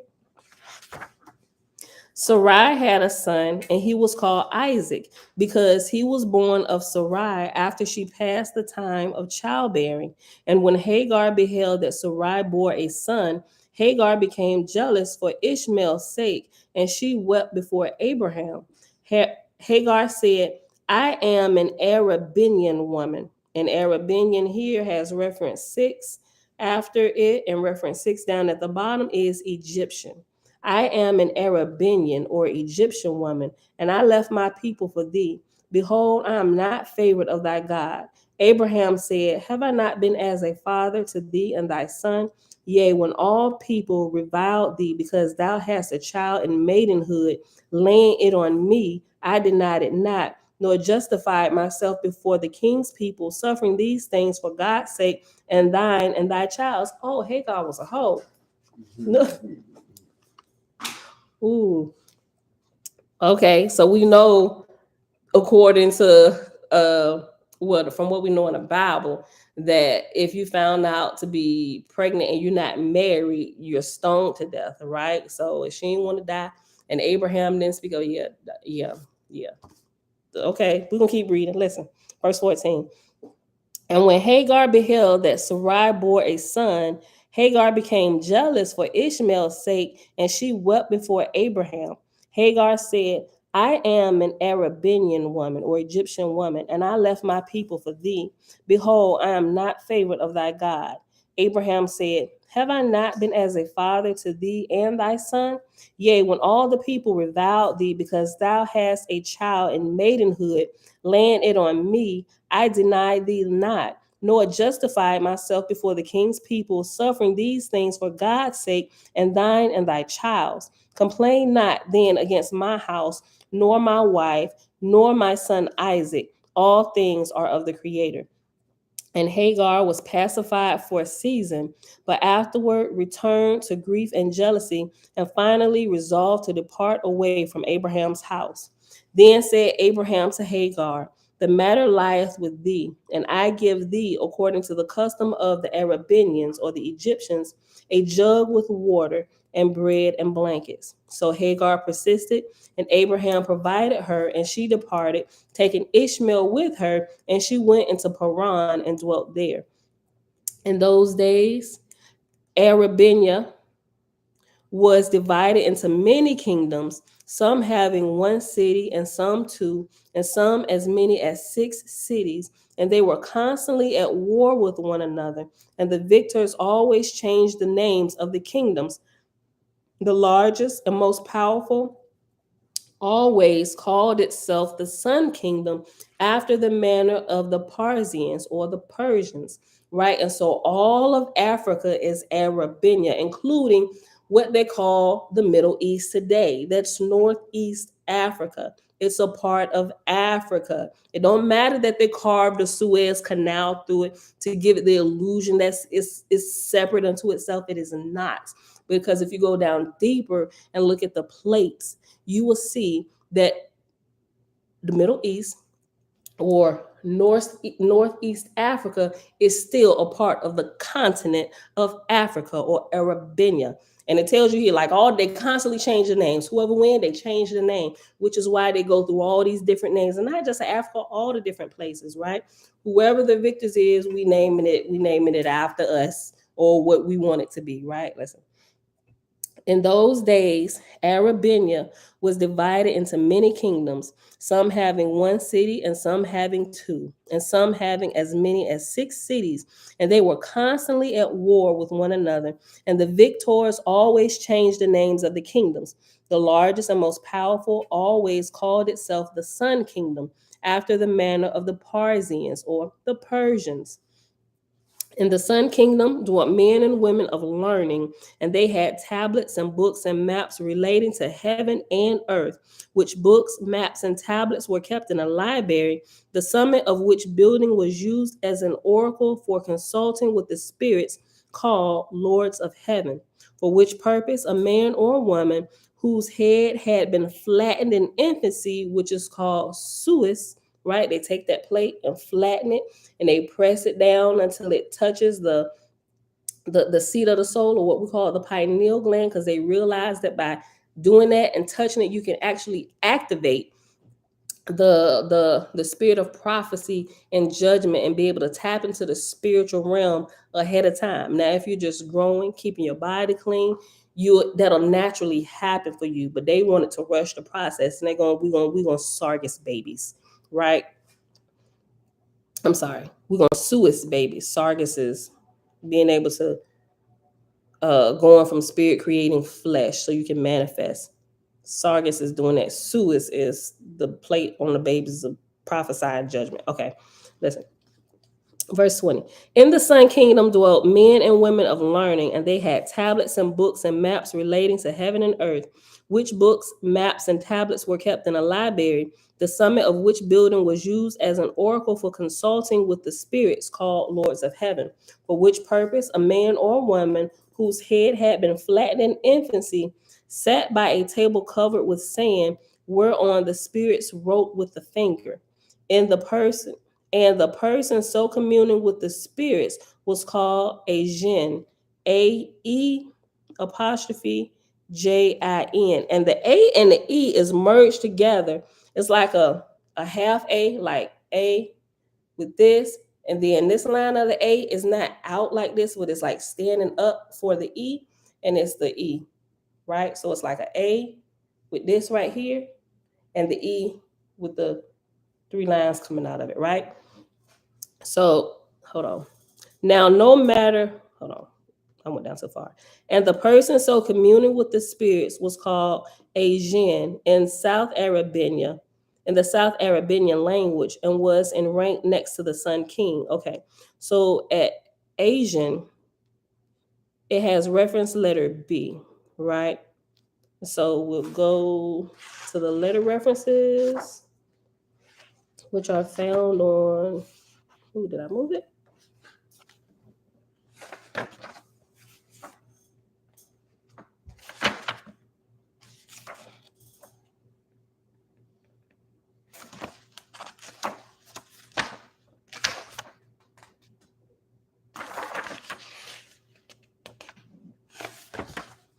Oh, I must have moved it.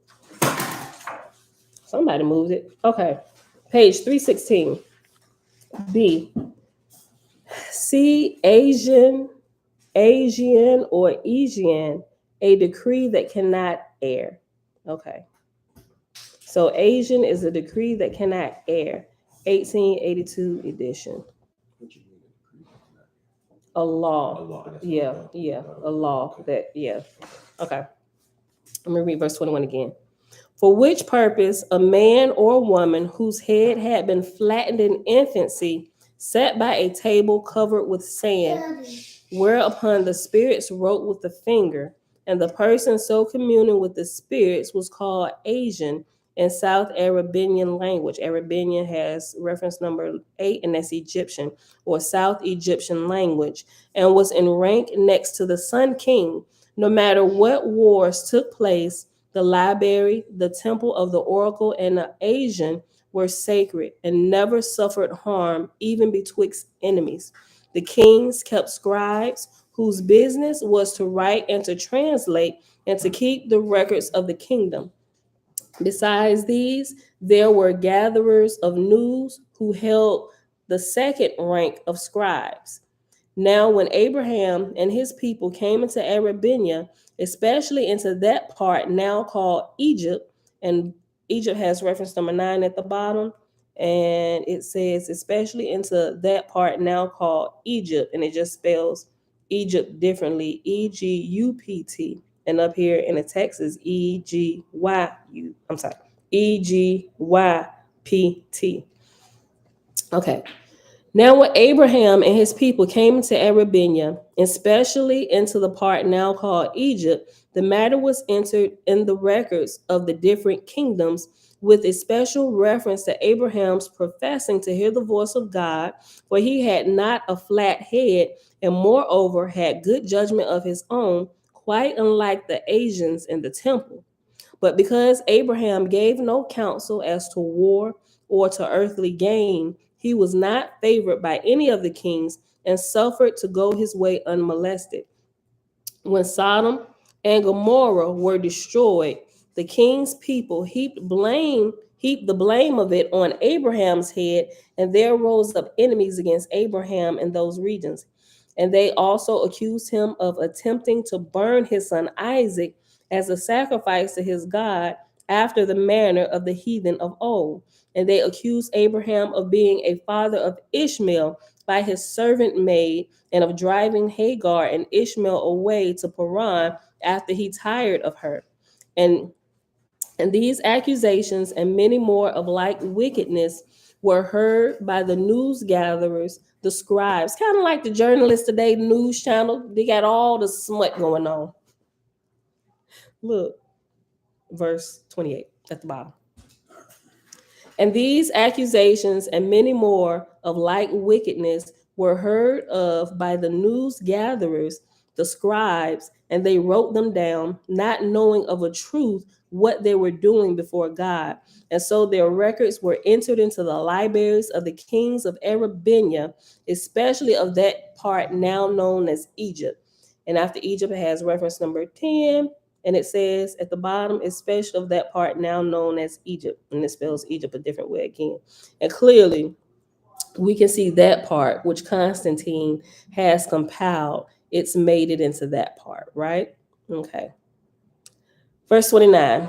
Abraham perceived these matters, and he wept before God, saying, Alas, O God, would that I had great learning and could write my record truthfully before men. Oh, so yeah, like this. So we got some lies in the Bible about Abraham. I told y'all Torah was tampered with just like the New Testament. Listen, verse 29. Abraham perceived these matters, and he wept before God, saying, Alas, O God, would that I had great learning and could write my record truthfully before men. God answered him, saying, Thy faith being in Jehovah, it is well with thee. In thousands of years, one Ezra shall send his scribes into these countries to gather news, even as do the kings of this day, and his scribes shall translate from these records with all their errors and falsehoods, and error shall publish the matter as the history of the deliverance is what we have today, right? He told the truth way back then, and it was published like the Holy Bible is what we call the Ezra Bible, right? He said it's going to be translated with all its lies. Bruh. Read verse 30 again. Thy faith being in Jehovah, it is well with thee. In thousands of years, one Ezra shall send his scribes into these countries to gather news, even as do the kings of this day. And his scribes shall translate from these records with all their errors and falsehoods. And Ezra shall publish the matter as the history of the deliverance. Abraham, hearing this of God, bowed his head and wept, saying, Thy will be done. And God comforted him, saying, I am the light and the life. The God of heaven and earth will come afterward and render the records of thy life, which are not dead, but of life everlasting. Since then thy people shall be honored by even that which shall come from their enemies. How much greater will their glory, how much greater will be their glory when God of heaven speaketh for them. Hold on. Let me go back. Verse 32. The God of heaven and earth will come afterward and render the records of thy life, which are not dead, but of life everlasting. Since then thy people shall be honored by even that which shall come from their enemies. How much greater will be their glory when God of heaven speaketh for thee and them. Right, and clearly we can tell that what we're reading now, the Father is speaking for Abraham, and he's being justified, and we finding out the truth of the matter, right? Okay, and that was the end of chapter 11. Where we at? Oh, an hour and 47 minutes. We should probably pause. What time is it?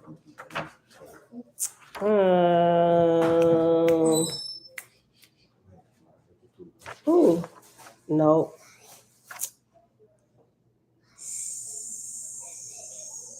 Maybe we'll just pause. It's two more chapters. Oh, maybe we should just, okay, let's just do this. Because it's about to be at the end of Abraham's history and of the first Fontaine Bible. So let's just do this. It's two more short little chapters. I'm going to just read them. That way we can keep all of Abraham's stuff in just one thing. Y'all cool with that? Y'all cool with that? Yay, nay. Yay, nay. If it's too much, because we're an hour and 48 minutes, we take like the last, 12 minutes and finish this up. Yes? All right, first answer gets it, Audrey. All right. Next chapter, chapter 12. Okay.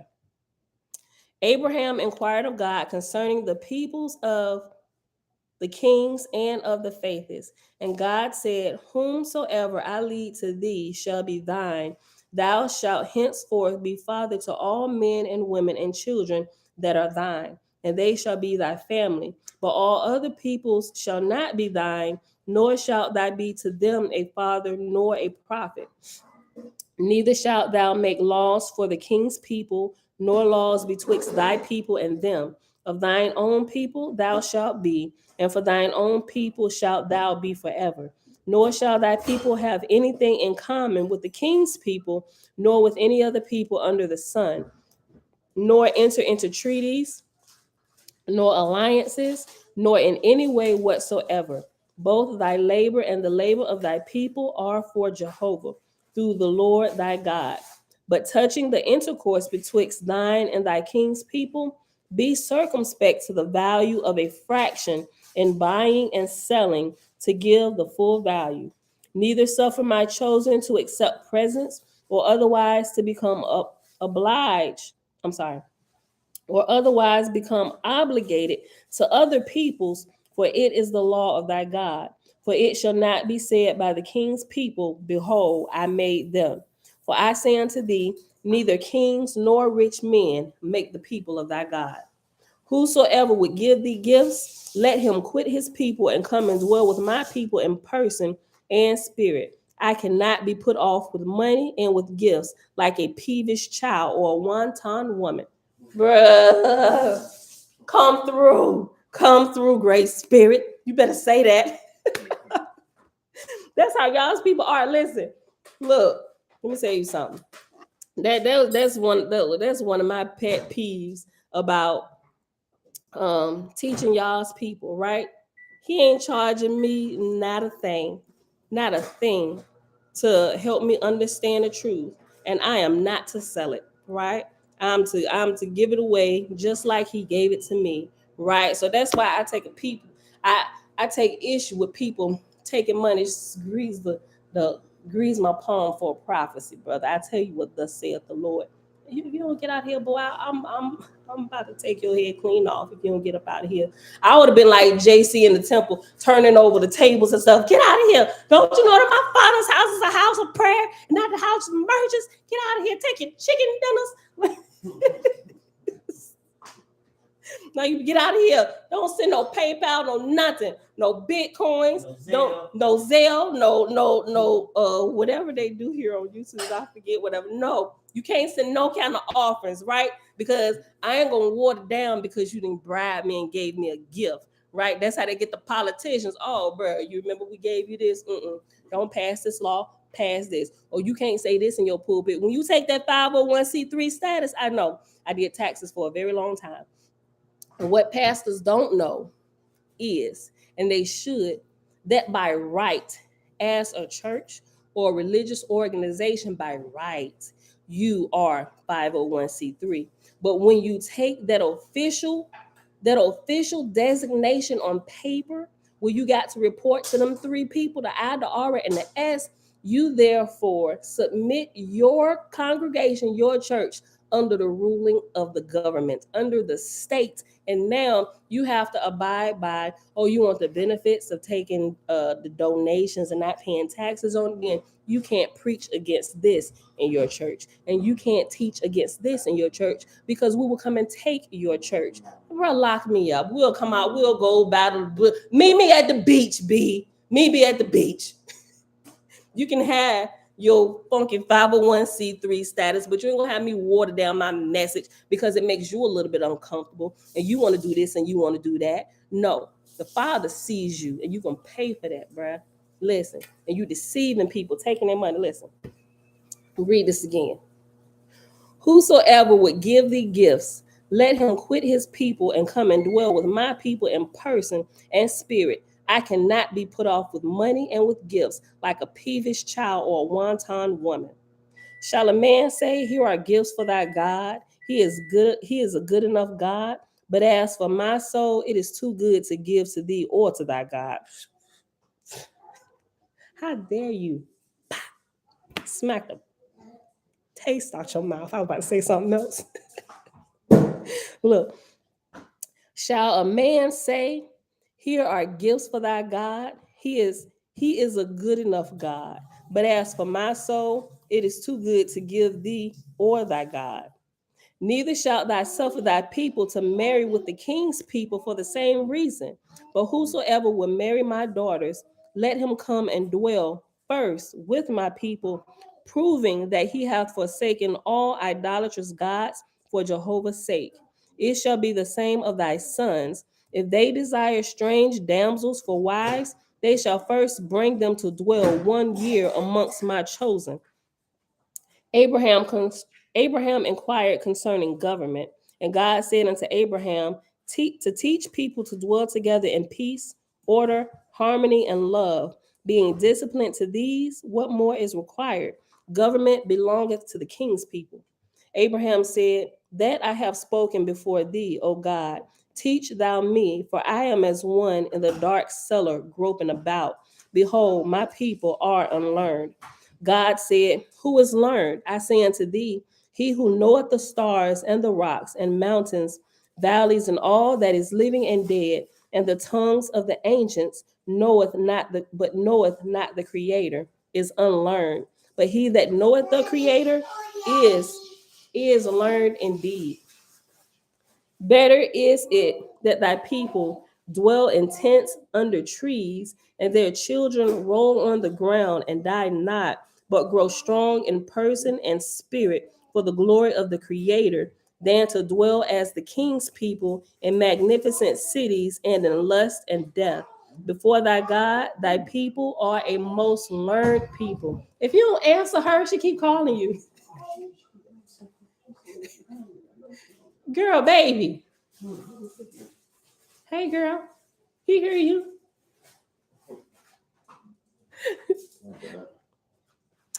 Better is it that thy people dwell in tents and under trees, that their children roll on the ground and die not, but grow strong in person and in spirit for the glory of the Creator, than to dwell as the king's people in magnificent cities and in lust and death.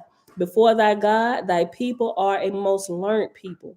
Abraham inquired of the Lord concerning servitude, and God answered him, saying, there is but one master, even Jehovah. So remember, God is not Jehovah. Jehovah being the great spirit, the great creator of all. God is simply the current God, is simply the current ruler over earth and her heavens. Right? So when you see God and Jehovah, they're two separate people. The gods change with the different cycles, right? But Yah, Jehovah, never changes. He's always the same, always the highest, the most high. But the gods change with the different cycles, right? Okay. Abraham, verse 12. Abraham inquired of the Lord concerning servitude, and God answered him, saying, there is but one master, even Jehovah. Thy people shall be his servants only, but all people have loves. A damsel saith to her lover, I will be thy servant, and he marrieth her. A man said to another, thy judgment is greater than mine. I will be thy servant. And the man talketh him in love, and the man taketh him in love to work for him. Therefore, for convenience sake, thou mayest say, master and servant. Nevertheless, my chosen shall not, in fact, have either masters or servants, for the one shall not have authority over the other, but by love and free consent. Abraham asked concerning the products of labor. God said unto Abraham, even as I have said of servants and masters, so also it is of the productions that come out of the earth. Nothing belongeth to any man, for all things are mine, saith the Creator. Nevertheless, for convenience sake, thou mayest say, this is his product, or that is such a one's product, but still he holdeth it only by his Creator's consent. Let all men render unto the Creator his creations, for they are Jehovah's. After that, Abraham said, some men grow flax, and some wool, and some corn, but the seasons bring forth not alike unto all. Others spin, and others weave, and others make butter and cheese. And yet this happened also. One man is strong, another is weak. One riseth with the sun and toileth all day, another sitteth on the bank fishing. Now, when the products are brought in, and lo and behold, there are no two that are equal. And God said, every man's matter is betwixt him and his Creator. According to diligence and industry, he rewarded them in the end. Let that girl get a strawberry. Oh, you. This is just morning time for you to have your conversation, baby girl. Yeah, be careful now. My grandbabies. Elijah's cutting up strawberries for him.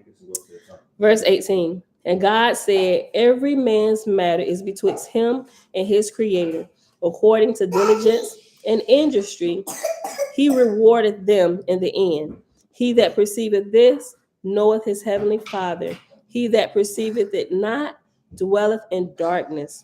Abraham said, shall the lazy be rebuked, and they that shirk be upbraided?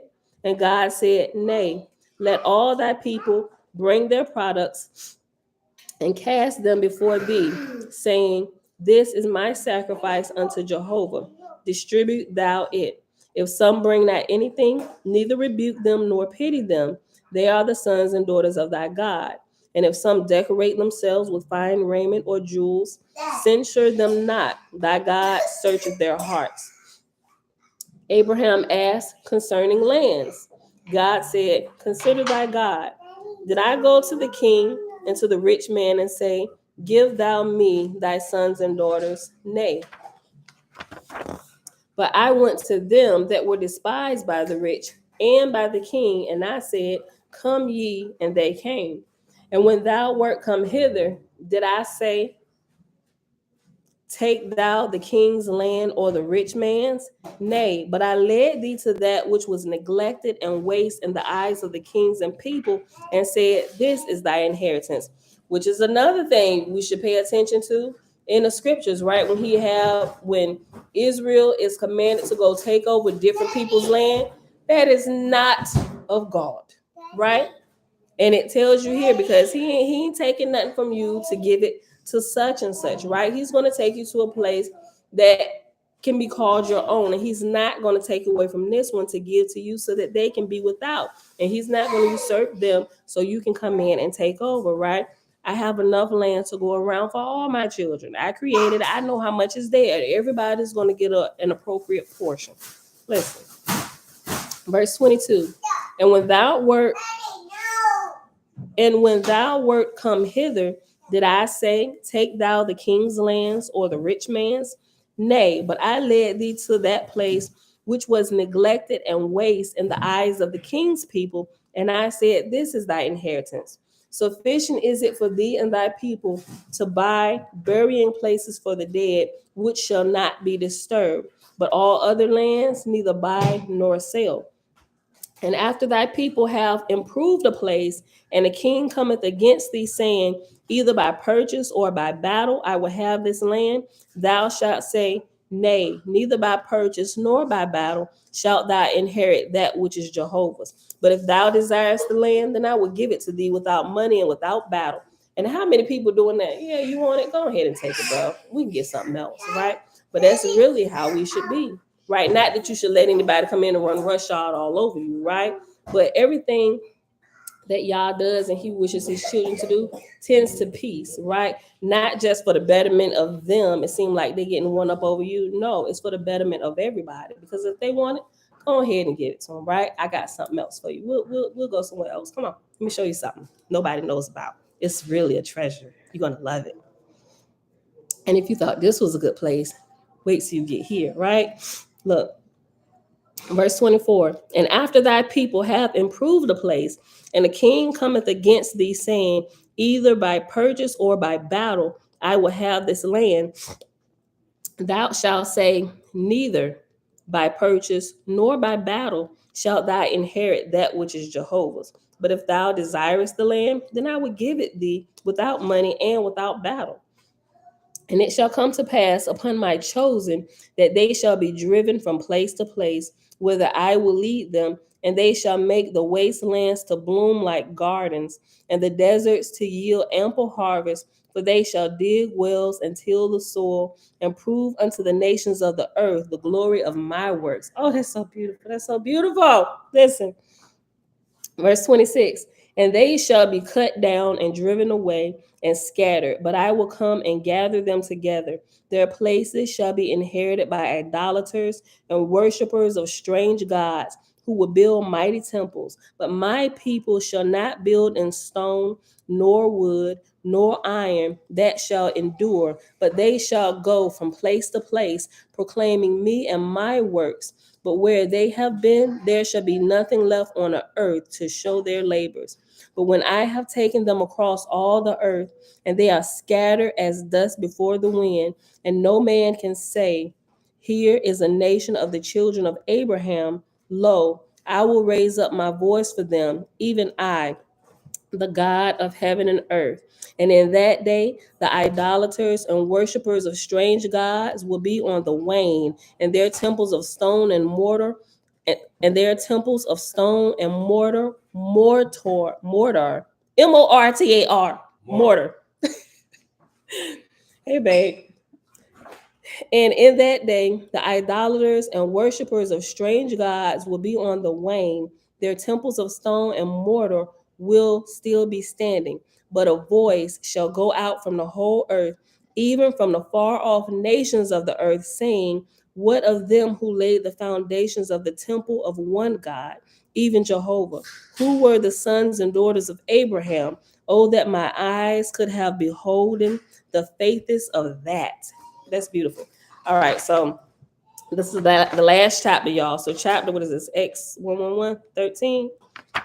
Yeah, last chapter, and this is the last one for the book of Abraham, y'all. This is so good. And it's what? 21 verses. And then we're going to pause and we'll pick up the rest tomorrow. Okay. When Abraham's wife was getting old, her ears were open to hear the voice of God. And God said unto her, concerning thy son Isaac, hear thou thy God, even the God of Abraham. My labors are not for a day, nor without judgment. Behold, in the land of Eseth, Es-Seth, behold, in the land of, what's your back? Bro. Oh, I thought you were telling me. We got to leave right after this, right? Yeah.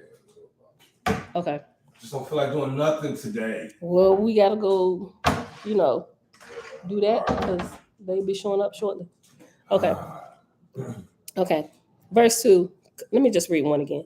When Abraham's wife was getting old, her ears were open to hear the voice of God. And God said unto her, concerning thy son Isaac, hear thou thy God, even the God of Abraham. My labors are not for a day, nor without judgment. Behold, in the land of Eseth, the place of thy husband in his youth, have I built for many generations concerning the seed of my people. For which reason thy son Isaac shall take a wife that shall inherit my voice. Before the time of thy husband's father's father, I sent my angel from heaven, saying, go thou and raise me up in air to hear my voice, for I will dwell for a season with the children of men. And also this follows, I think Oahspe College University did a video on this. I'm gonna have to post it. And it may have been in the one that we watched already when it's talking about no. Did I share it? It's about the making of a prophet or whatever. Clearly, prophets can hear the voice of God, but nobody's just like born and boom, you're gonna be a prophet. No, they are cultivated over the generations to hear, right? So through the time, it's not just okay, we see such and such born here and we're gonna do it there. No, it's cultivated over time because it's passed down through the line of the blood family members, and each generation it gets stronger and stronger where they can hear, and thus it's all like set out. It's like what you call it? Like building out, it's like a blueprint being built out. You ever seen contractors' blueprints where they have the different levels, what are the clear pages on the blueprint called? The multi-page blueprint. But anyway, you have the bottom what they have different kinds. We look at all of them. We have furniture like blueprints, but also overall building blueprint. Not that thick, but each level is for a different contractor, right? And so the all the ones on top are like this transparent. and the bottom one is either like white or blue. Most of the time it's blue, which is why they're called blueprints. The bottom one is like this blue color, and all the preceding pages are clear, but each page is like the contractor for, it's like all the plumbing stuff, right? So, but each of them you can look and see all the individual plans for what the plumbing is, and then you can see the one for the electricians, all of what they do, and then you can see the one for the furniture and all the different ones. You can see like the landscaping and what they're doing and what they're bringing, and at the bottom is like the base structure and outline of the building and all around. And you can look at them to see the individual happenings for each individual trade. But when you put them all together, the transparent pages on top of the bottom blue page, you can see the overall beautifying of the building. So a lot of time we're just looking at the transparent pages of the overall blueprint. And so now we're getting more pages of the blueprint, putting it together, and we're beginning to see a bigger picture. We're getting like the bird's eye view of what's happening. But coming through like Christianity and the different religions, you just have like a single page of the overall blueprint. You just got like one of the transparent pages, and you can't see anything else. All you can see is what you got to do. You ain't worried about the other trades. Every trade is worried about what they got to do. Sometimes they beefing with one another. The furniture people, the electricians need to come do this. You need to have like what we run into. We got to drop the furniture, but we need, if this is a powered station, where the electricians? Did you call your data people to drop them? So the contractors are beefing with each other, but you really got the superintendent or the what's it's the prime contractor who has control over all of the trades and should have all of them working together smoothly. If there's any hiccup, it's because something the prime contractor didn't do to make sure each trade fits into this plan and flows appropriately with the time schedules and stuff, right? Yeah. Yeah, the main thing is a time schedule. So you definitely know that the foundation needs to happen before any of the trades can come in, because we can't do our trade unless the building is here. We need the foundation. Once we get the foundation in, we can begin laying. Actually, before they complete the foundation, the plumbers have to come in as well, because they have to dig, they have to connect the pipes and stuff. So they have to work together, but they can't come in. Oh, wait, how is that first? They gotta dig, excavate, then I guess the pipes have to go like underground first, right? Yeah. Okay. You gotta put the pipes in, then you do your foundation. Right, okay. Yeah, so yeah, okay. Y'all get it. Anybody in the building contract, you into the trades, y'all get it, right? Okay, but that's a good example. Listen. Okay. So it's the same process and all that on building a prophet, a true prophet. They're built over generations. There's a foundation that's being laid throughout the generations till we get to this point where voila, we cut the lights on in the building and electricity is going, right? They're like the finished product of years of building a building. Listen, okay. Verse 3. Behold, in the land of Esau, the place of thy husband in his youth, I have built for many generations concerning the seed of my people, for which reason thy son Isaac shall take a wife that shall inherit my voice. Before the time of thy husband's father's father, I sent my angel from heaven, saying, Go thou and raise me up an heir to hear my voice, for I will dwell for a season with the children of men. And my angel fulfilled his part, and I have come and talked with thee that, I'm sorry. And my angel fulfilled his part, and I have come and talked with thee and with thy husband face to face. And even in like manner can I talk to thy son Isaac, and he can hear me also. And Isaac shall raise up heirs to hear my voice through his wife, to whom she is not to, I'm sorry, let me read that again. And Isaac shall raise up heirs to my voice through his wife, to whom he is not known in this day. Sarai told Abraham what God had said to her. And so Abraham and Sarai went to the altar which Abraham had built, and they prayed alone. And God came and spake, saying, What would ye? And Abraham said, Concerning our son Isaac's wife. And God said, Because of the blessing of Sarai, thy wife, who hath been upright all her days, I will give her comfort in her old age. So women, it will tend to life for you if you're upright all your days, right? We strive to be upright all our life, right? No, I know, right? baby. You want some boogie like baby? Look, listen. Verse 7. And Abraham said, concerning our son Isaac's wife, and God said, because of the blessing of Sarai, thy wife, who hath been upright all her days, I will give her comfort in her old age. Send thy servant to the land of thy fathers, and I will send my angel with thy servant, and he shall come to a maiden who shall be Isaac's wife. Like, I'm so serious, we're going to do this. Like, because we got to pick our children. Like, I ain't gonna say we got to pick, but I'm just saying, Father, who is supposed to be their wives, right? Because we can't have no shenanigans going on. There's too many going on right now. We don't need to run into this issue again. And as well as Bella, she's the last. As of right now, I'm saying she's the last of my loins. My husband not loins, right? So it's like what do you call it? Who's last? I said as of today, I'm saying. Oh, I mean, but that today. that could change tomorrow. There you go, you better talk, bro. Look, Yeah. but I'm saying as of today, Bella is the last child of our loins, as of today. Still shooting my shot. He really is trying to have another. But I'm like, babe, there are no more girls coming, right? I said you can't get all this power has to be condensed into one, which is why she came last. After all the line of men, right? She got to be raised up with all these dudes and all this raw manpower, right? And she's the prettiest thing ever. I'm just like, this girl come out the womb acting like a princess. Like, I didn't really teach her this because with all the boys were like bang bang, shoot them up, wrestling WWF, and here she come, prissy, everything, doll houses, and just all of this, right? So I'm like, yeah, she queen bee in training, right? So just like this house full of men, there's one queen bee, right? And even the males that come in, the males go out to mate with other queens, right? Our baby girl is a queen in the making, right? Surrounded in a hive. So we're going to feed her all the royal jelly, right? Because that's how queen bees are developed. Royal jelly. Y'all get it. Go study the life of bees. Okay, let me finish this so we can be done. We got a few more verses. Listen. Verse 7. And Abraham said, excuse me.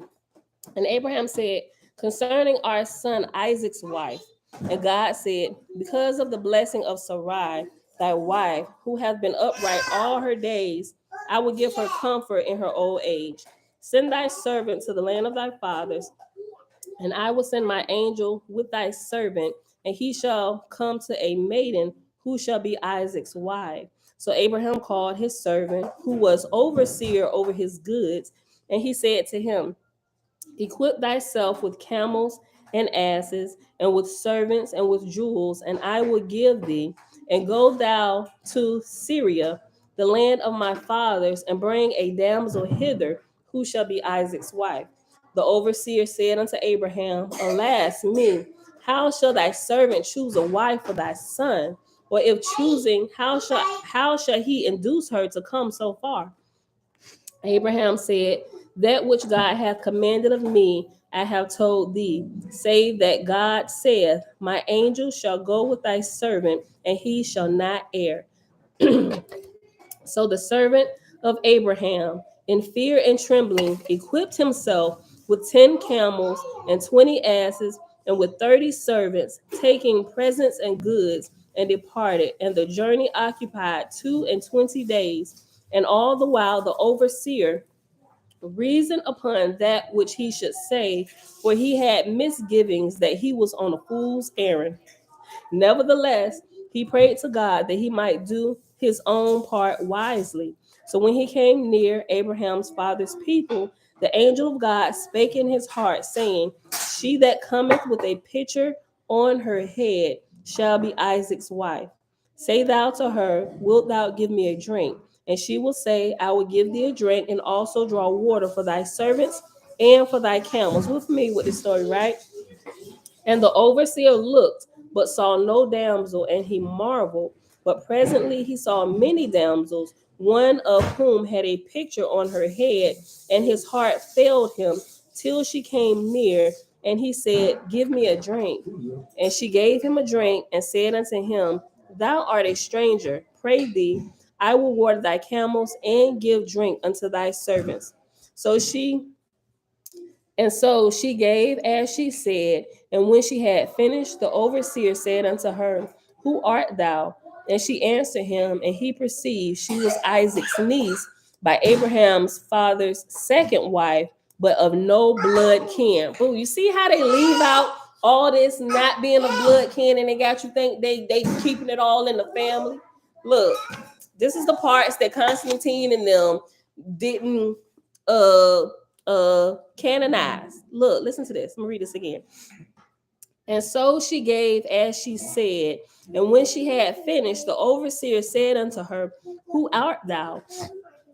And she answered him, and he perceived she was Isaac's niece by Abraham's father's second wife, but of no blood kin. And then she asked the overseer who he was and whence he came, and he told her, Even from Abraham. Girl, baby. And then she asked the overseer who he was and whence he came, and he told her, Even from Abraham, whose servant he was. So she invited him to her people's houses, and she ran ahead with joy to tell who had come so far, bringing word from Abraham. We almost done, y'all. A few more verses. It's 18 and we're on verse 14. I'm sorry. 21, we're on verse 14. Now when the camels and asses had been fed, and straw spread for the travelers to lie upon, and when repast was spread for them to eat, the overseer rose up, perceiving the way of God, and he said, So I have spoken, eat not, but hear ye the words of God. So he related the object of his visit as commanded by God, and in reference to the angel of God, the words that came to him. And when he had finished, the power of God came upon the damsel whose name was Rebekah. And she rose up and spake, saying, Isaac shall be my husband, and I shall be his wife, for I know this matter is of God. So it came to pass after some days, Rebekah departed from her people, and by her faith in God came to Abraham's home, and Isaac took her to wife. And Sarai rejoiced before God because of the light of his kingdom through Abraham's heirs. And God said unto Abraham, Divide thou thy people into families of tens, and families of hundreds, and families of thousands, and give to each family one rabbah, and yet to all of them together one chief rabbah. And make thou thy will, and appoint thy son Isaac and his heirs by his wife Rebekah to be thy successor, that my voice may remain with my chosen. And Abraham made his will and did in all things as God commanded. And he further made the rabbah officers in the rights of Emek the Chava, and communicated to them the sacred name of the Creator, Eoe, and the plans of the upper and lower heavens, the dominion of God and the dominion of Satan, which were kept secret with the rabbah. In the last three verses, verse 19, God said, Behold, there is a time to clear up all things, present and past. Where Abraham,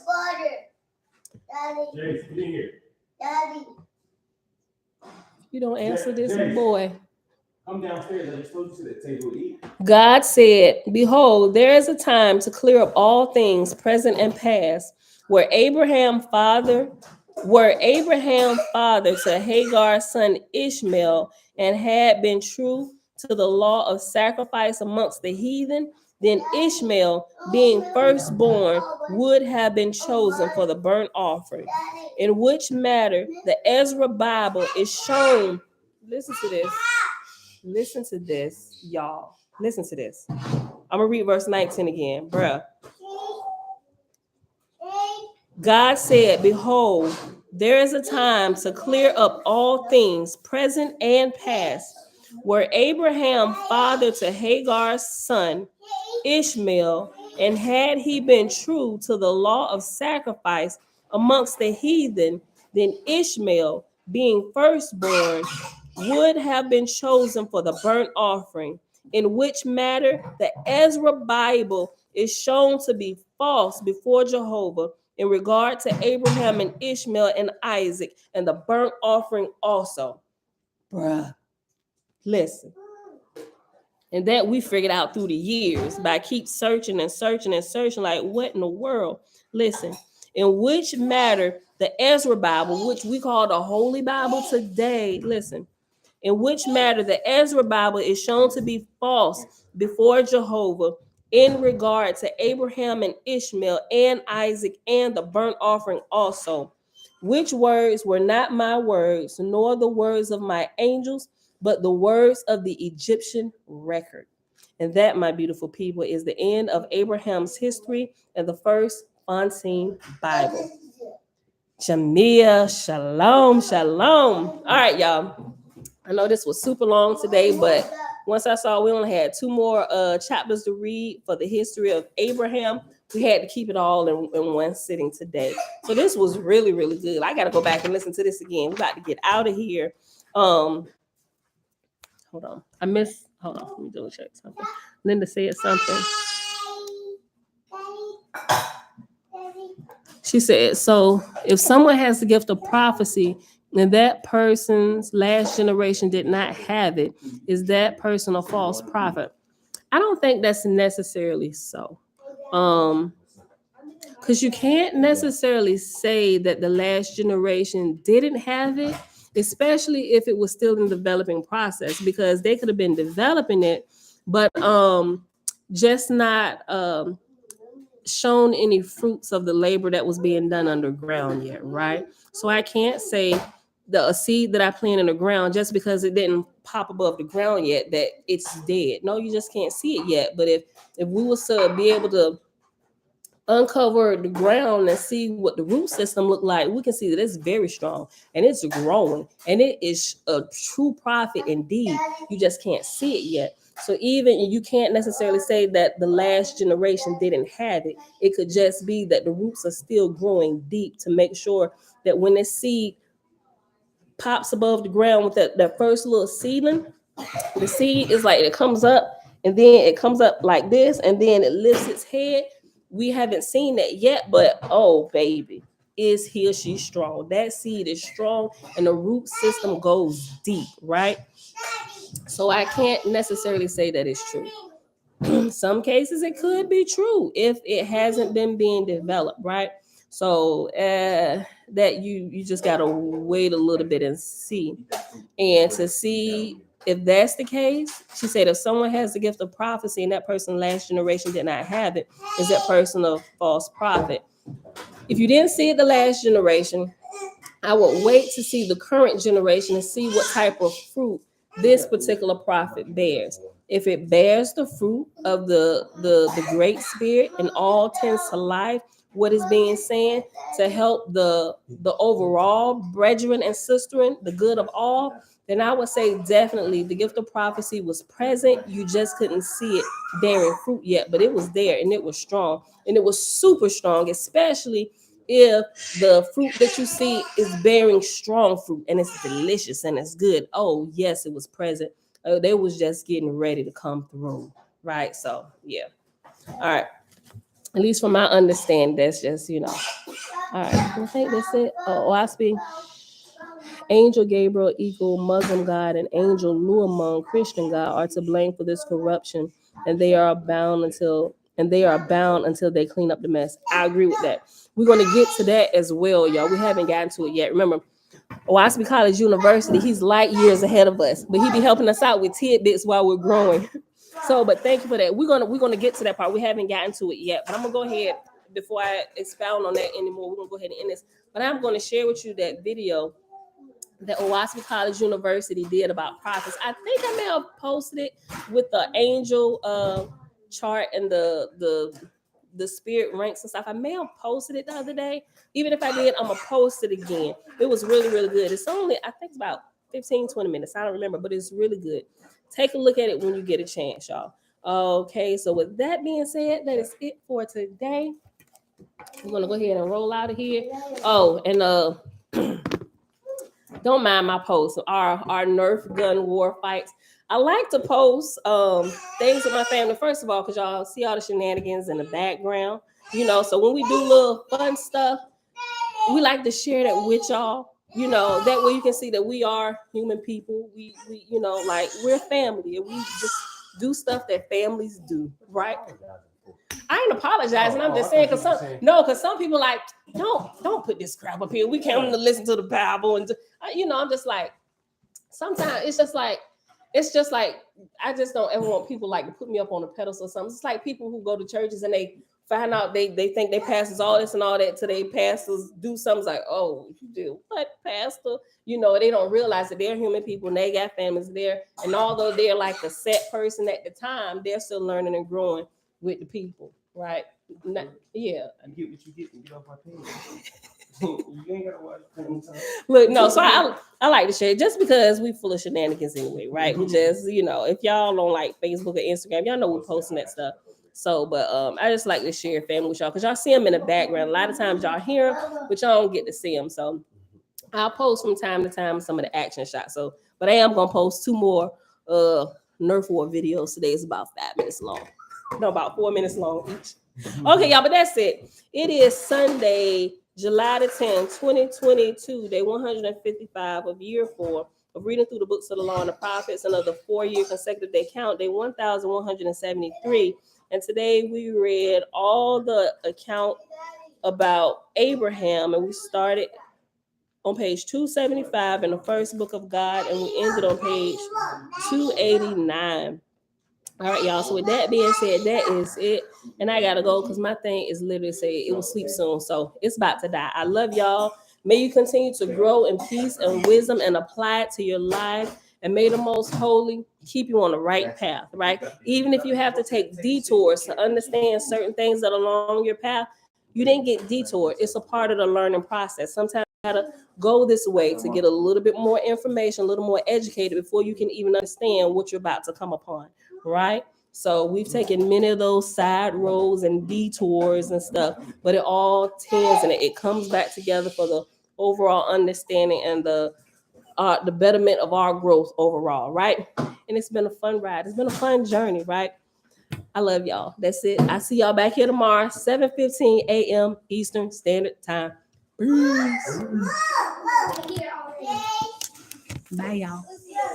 Oh, go ahead, girl, baby. She showed up. Come through, sis. In string.